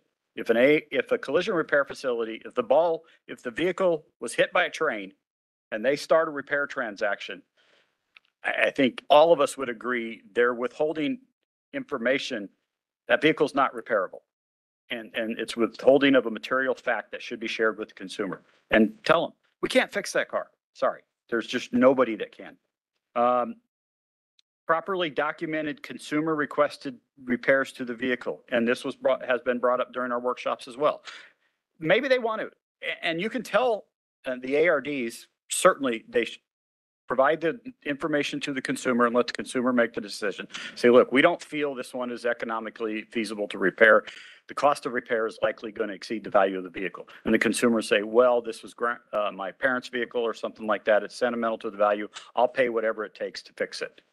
And the ARD, perfect. Enter into a repair transaction, prepare an estimate, and do the repairs. VAR supports and encourages ARDs to earn and collect appropriate storage and/or repair charges. Improper charges equate to consumer harm and potential enforcement action. Not the best note to end it on, but that's what enforcement action being my last words. I don't know if that was my best approach. All right, thank you, Bill. We'll take a few questions from advisory group members here on the dais. And we'll have to take a break to go further with the WebEx. I guess there's some technical difficulties we need to iron out. So any questions or comments from Bud? So help me out, Bill. Okay, help me out. So I get a call from a customer that says, hey, my car got banged up and I'd like for you guys to see if you can help me. She brings the car in. It comes off the tow truck. I say, okay, I'm going to do an inspection for this vehicle. Just take a look and see what I can see on it. I would think I could charge them for that inspection time to look at the vehicle. At the same time, that's my customer, right? Absolutely. It's me and her. Absolutely. That's my customer. Okay. I start looking at it and I'm going, man, there is the rear end, the axle's broke, snapped. This. It's going to cost you a fortune to fix this thing. I think it's not worth fixing. It's way over the thing here. And I say that to my customer. Your thing said he starts talking to the insurer on line number 2. No. I'm talking to my customer saying, I think it's going to be too expensive to fix this thing. And so I think this car's done. I might say that to them, right? And then at that point, where do you want me to send this thing? I mean, that's what I'm going to ask you. Would you want me to send it back, tow it back to your house and blah, blah, blah. And here's the time I've spent checking this car out. Boom. Okay. So at the point where she says, let me check with my insurance company, then I can say, if this thing stays overnight, I got to charge you a storage rate. And here's what it would be if it's going to sit here for a while. And I'm telling that again to my customer, right? And now she's talking to her insurance company, and it's her talking to me and her talking to the insurance company. And if the insurance company calls me, I'm going to say, hey, the vehicle's here on lot spot number 5. Send your guy over to take a look. He shows up, looks at it. Yeah, this car's totaled. Now it's her and the insurance company. But meantime, I've been upfront that I've done an inspection to clarify the fact that this car is junk. And here's where the clock is running on me holding on to this vehicle. What, is there anything wrong with that approach? Is that what these guys should have done? That's exactly the approach we're trying to get codified in the regulations. Okay. A couple of things though. But I like how you made the points that I probably should have made. You're communicating with your customer. And when you say inspection, to make it a repair transaction, it needs to be an estimated inspection. You need to present an estimate and gain authorization. We're going to charge you $500 to disassemble and inspect this, whatever that is. To meet the tear down requirements in the regulations, in the current regulations, and remaining in the regulations that are subject to adoption from the Office of Administrative Law, that transaction is only complete once you finish the inspection and then prepare an estimate. Now, you can prepare an estimate that says, we need a new rear end, we need X, Y, and Z, and we're already at $8,000 for a $3,000 car, and say, there may be more beyond this. But once you've presented that estimate and says, we're not in a position to work on this vehicle anymore, storage can begin to accrue. And that's how we've crafted the regulations. And you communicate that to the customer. You communicate that to the customer. And if you're looking at it sitting on the truck, the tow truck, and well, really, I want to back up. When the vehicle shows up, regardless of whether they limp it in with one wheel off the ground because the frame's twisted so badly, or it's towed in, the ARD really has two general options then. One, look at it and say, I don't think it's economically feasible to repair. If you leave it here, I'm going to charge storage. Unless they say, I want to get this car fixed. Fine, write an estimate to inspect it and prepare to do a tear down, to do an analysis of the vehicle and figure out what it's going to cost to fix it and present that estimate to them. Second option when they come in is, it may or may not be repairable. Let's write an estimate and let's figure it out. Those are really how our regulations, the storage regulations are crafted. is those two scenarios. And there is the third scenario, the vehicle shows up in the middle of the night from a tow truck there's a whole section on that. Not going to get into that today, but this ARD should have told the consumer that it looks like if they determined by Monday on a car that was arrived at their facility on the 27th, I don't know if the consumer drove it in or if it was towed in. Don't know. I can't tell that from the paperwork, ascertain that from the paperwork. There's not a tow charge anywhere. So anyway, if they knew by Monday it wasn't economically feasible to repair, they should have just called the consumer, look, we're going to start charging storage. You might want to get a hold of your insurance company. But time and again, we see this where 2 weeks down the road, it gets twisted into a repair transaction. Yeah. Jack. Yeah, let me just follow up, Bill, on Bud's example about the car coming in and doing an inspection just to determine whether it's a total loss. That's kind of what he suggested, right? So let's set aside no tear down because it's a ball of metal and you're not going to tear it down but you could maybe prepare an estimate for the customer directly and say, I'm going to visually inspect this vehicle to determine it's a total loss. I need your authorization to do that. I'm going to charge you $200 to do that. Is there anything wrong with that? No. Okay. Is that considered a repair? Yes. Okay. So if they do that, then they can start charging. I mean, and say, say they go through the scenario where they tell the customer, it's like, we can't fix it. Get it out of here, get it towed to, the salvage, whatever, just get it out of here because we're going to start charging you storage. So far, so good, right? Right. Okay. And they go through this process, they can start charging their market rate in that area.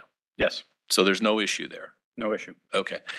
They do need to, even if it's an inspection, there needs to be a follow-up estimate of what they found. Written documentation of what they find and an estimated cost. Yeah, the estimate, like I said, just $200 to inspect it. To do a visual inspection to determine whether it's a total loss. Right. And the answer, the result would be, yeah, it's a total loss. That's what I charged you for. That's what we agreed to, right? That's the service you provided. You charge $200 to provide an inspection to determine an estimated amount to fix. No, to repair to determine whether it's a total loss. But how can you determine if it's a total loss unless you've documented the repairs necessary and the cost of those repairs? You do a visual. It's a ball of metal. I mean, what are you going to do? Why spend more time? Why do it? Then you have to do a kind of a tear down. We're just saying you're trying to help the customer here, right? You're just going to do a quick and dirty visual on this. And you tell the customer, I'm going to look at it, give you a quick look. There's no way we can repair this. I can see it. Based on my experience, I'm just throwing this out as a scenario. Questioning why they need to even do an inspection on a ball of metal, but yeah. I mean, that is your inspection. Once you want to charge for, I guess what I'm saying is if the shop wants to charge for making that determination because based on their expertise. I mean, we say a ball of metal, but just say you look at it and you're like, I can tell, but I'm going to, usually it's done for free, but can the customer charge can the shop charge for that? I don't see why they couldn't. It's like a visual tear down. Right. It's not a tear down. No, I know, but you're making a determination based on your visual observations. Yes, I guess. because you're experienced in this area. You've seen many cars and you do that determination. You charge $200. The customer says, yeah, please do that. That's a good price. I authorize you. Tell me, is this a tear down? And that's what they pay for. And he says, yeah, it's a tear down. Total loss, I'm sorry. Like Pat, I'd be wondering why to charge for it. And if you're going to charge for it, it's now in the repair realm. And it's, whether you call it an inspection, a disassembly, which I've seen on more paperwork, and kind of wonder if there's not value to that as compared to the term tear down. Too late in the game to rethink that. But anyway. I'm smelling another word. No. Spelling another reg.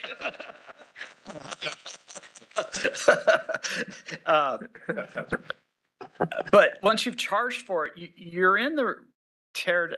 It's going to be a very fine line between, I would say, and we'll have to look at the regulations and see where we landed on this because I don't have them memorized. Once you create a repair transaction, there's an obligation to provide the consumer with a written estimate. If you're going to do a visual inspection, yep, that's a total loss. Charging for it's going to put you in contention to be one of my presentations here without providing an estimate after that. Because what have you provided for the $200? You've provided your expertise in determining whether it's a total loss. That's what you agreed to, and that's what you bargained for. Okay, but and I what, just raised what it because items? Bud raised the question. That's what got me thinking. Well, about that was my issue with the way Bud posed the question is that it needs to be there needs to be an estimate to disassemble, inspect, tear down, whatever, to prepare an estimate afterwards. If your professional opinion, so essentially you're wanting to charge $200 for the professional opinion. Yes. I'm not sure that is consistent with the regs. Really? Well, I don't know about the regs. I'm just saying the Automotive Repair Act doesn't prohibit that. I mean, the customer says, yeah, please determine that, right? I bet you could. Yeah. You're making an agreement. I'm going to look at this thing and give you some advice for visual. $200. But I'm going to want to see, see the results of that visual inspection. Okay, but I'm going to come back and say, both doors are smashed in, the axle's cracked or broken, the wheels are falling off. You're going to say that or you're going to document? No, I looked at that and I can see that. I can visually say the doors are smashed in and I can see that I'm going to want it in writing. Yeah, and I could do that. I could do that. And then I could also say, I looked up on this online and your vehicle's worth $800. This just, but I'm going to want a big disconnect here on that. Yes. Yeah. That's I think you could do that. So could my repair estimate be $45,000 because that's what a replacement vehicle costs? If the customer. No. So I'm going to do my $200 inspection. I determine it's a total loss. My written repair estimate is $45,000 because I'm just going to go buy him a new car and sell it to him for $45,000. Have to be licensed. I mean, just solving the repair estimate issue, right? I mean, I think we can agree that if in 5 minutes I know it's a total loss, I'm not gonna spend 6 hours building an estimate to repair a total loss. But a total loss replacement is a new car. Maybe one of my next presentations, we'll get into a discussion of the words false and misleading. Is it $45,000 to fix the car? No, to repair the car? To replace the car? Yeah. Did we get back up and running on the WebEx? I do. Okay. And we're running up against the clock. Let's give it about 5 minutes. We could just sit here and hang on until it gets back going. Yeah, it might take 1 minute. Okay, we'll give it, let's see, it's 12:50. Well, 12:55. We're gonna run a little over, but we did.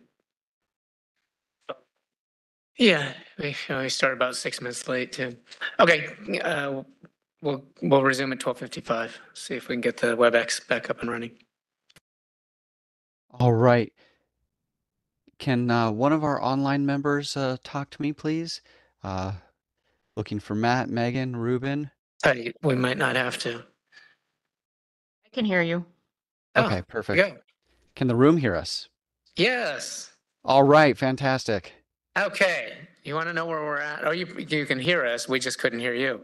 All right. We will, if you need to take the break, go ahead and take the break since I mentioned it. But we'll just plow through with going to our WebEx. Any bar advisory group members have any questions or comments relative to Bill's presentation? This is the moderator. I see no hands. Okay, we're going to open it up for public comment. Anyone in the room? He was standing behind you, but I don't know. Oh, now he's sitting. Okay, he's just stretching his legs. All right, moderator, may we open it up for public comment on this presentation? And then I'll circle back to the bar advisory group members here because I kind of cut them off short. Absolutely. We are open for public comment via WebEx. If you'd like to make a comment, please raise a hand by tapping that hand button at the bottom of the screen. Dial-in users dial *3 to raise your hand. And for our mobile device users, you may need to hit the ellipses button, that's the ... in order to find your hand. We're going to take just a few seconds now to see if we have a request for public comment.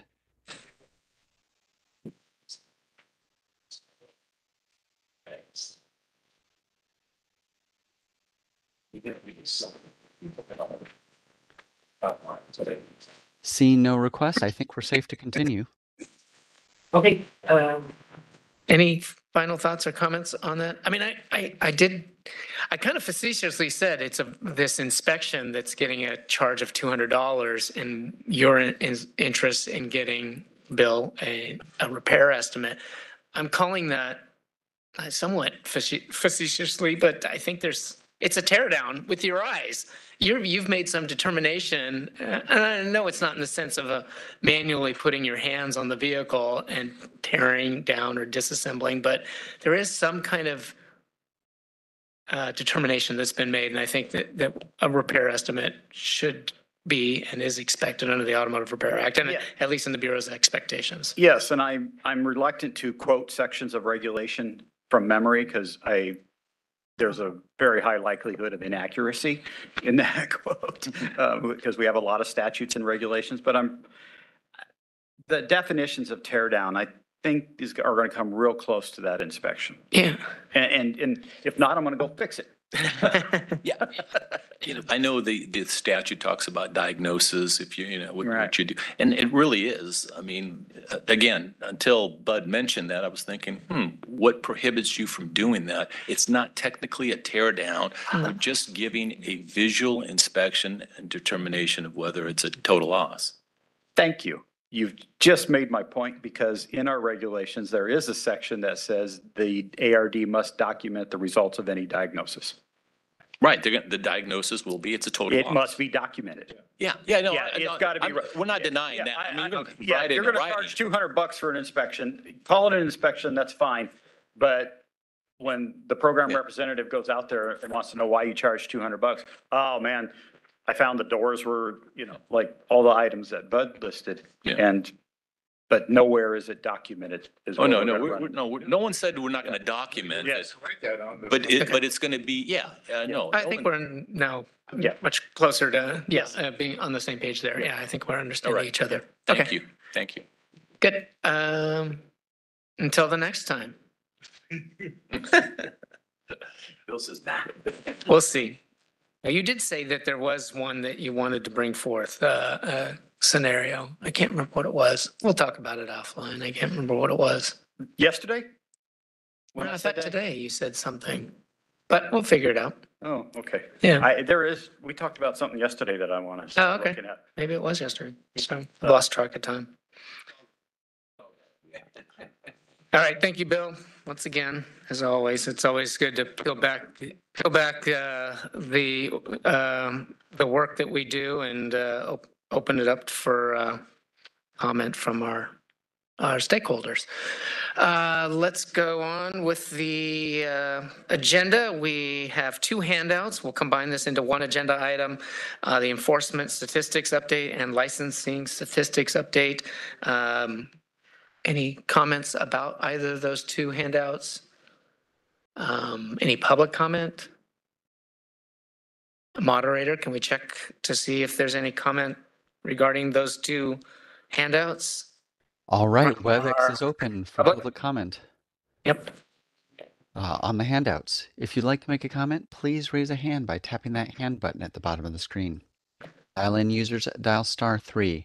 And mobile device users, you may need to hit the ellipses button, that's the ... in order to find your hand. We're going to take just a few seconds now to see if we have a request for public comment. Bring it in.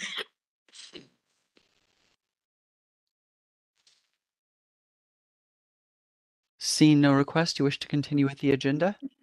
Yes, we will. Thank you. All right. Agenda item number 10, public comment on any items that were not on the agenda today. Anybody from the room here? Not seeing any. Moderator, can we open it up for public comment on agenda item number 10? Absolutely, and I see one hand already. So we are open for public comment on Agenda 10. If you'd like to make a comment, please raise a hand by tapping that hand button at the bottom of the screen. Dial-in users, dial *3 to raise your hand, and mobile device users, you may need to hit that ... Our first request is coming from Enrique Delgadillo. Hold on just a moment, please. We're sending you a request to unmute your microphone.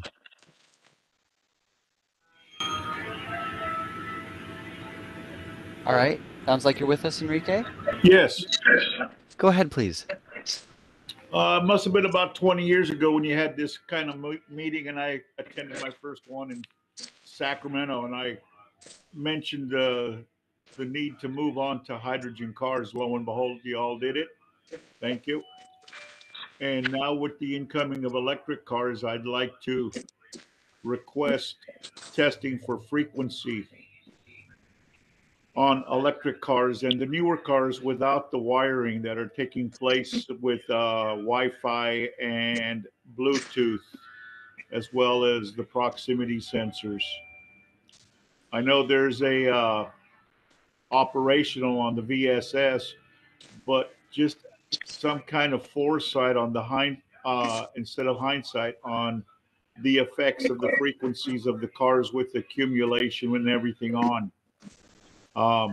Only why I say that is a friend of mine, Jerry Wilcox, was a radio repairman who ended up on disability due to the proximity of his physical body being around it all the time. So I would like to see some kind of concern towards the newer cars with a lot of Wi-Fi, Bluetooth, proximity sensors to incorporate in the near future for foresight, frequency testing implemented into the smog testing, just to catch up with the changing in industry. All right. Thank you, Enrique, for the comment. I believe the roads and shorts and the hospitals already have that implemented for many years on all of their electronics inside hospitals for obvious reasons, cross contaminations of the equipment and the effects on the public. Okay. There's some music in the background. Thank you very much for the comment. Yes, sir. And waiting to this point in the agenda to make that comment. All right. Any other public comments, moderator? That appears to be our only request for this agenda item. Okay. Yes, we have one of our BAG members, Bud Rice. So we had talked about this yesterday, and Pat, you and I talked about it as well, but we kind of wanted to put a holding pattern. It kind of piggybacks off of what the caller was saying a minute ago.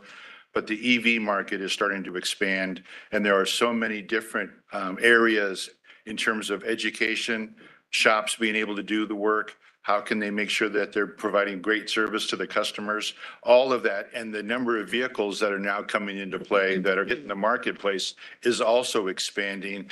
So I kind of like to at least put a line out there in the sand that we should be talking about these things on the EV market and start trying to dig into it a little bit as to what it means both for the industry and for BAR in terms of oversight. Sounds good. Yeah. Thank you for reminding me and bringing this up again. Additional comments, questions on agenda item number 10 or anything that wasn't already on the agenda? Okay, we'll close that item out, and our last agenda item before adjourning will be an announcement of our next advisory group meeting. It'll be Thursday, July 31st in this room. Okay, we'll be in this room unless otherwise noted due to some scheduling conflict, but right now it's scheduled for this room. So pay attention to when we send out the notice approximately 10 days prior to the meeting to see if there's any meeting room changes or time changes or anything of that sort. Anything else? All right, a really good meeting. We do not have a workshop planned for today, so this is going to get Mr. Kusa and Mr. Rice back to the Bay Area and home in time for dinner. So We're always happy to be able to do that, give you back some of your day. Thank you all for joining us today, and we look forward to seeing you at the July meeting. We are adjourned, and it is 1:01 p.m. Not too bad. That's early. Yeah. Great. Thank you. Thanks, Pat.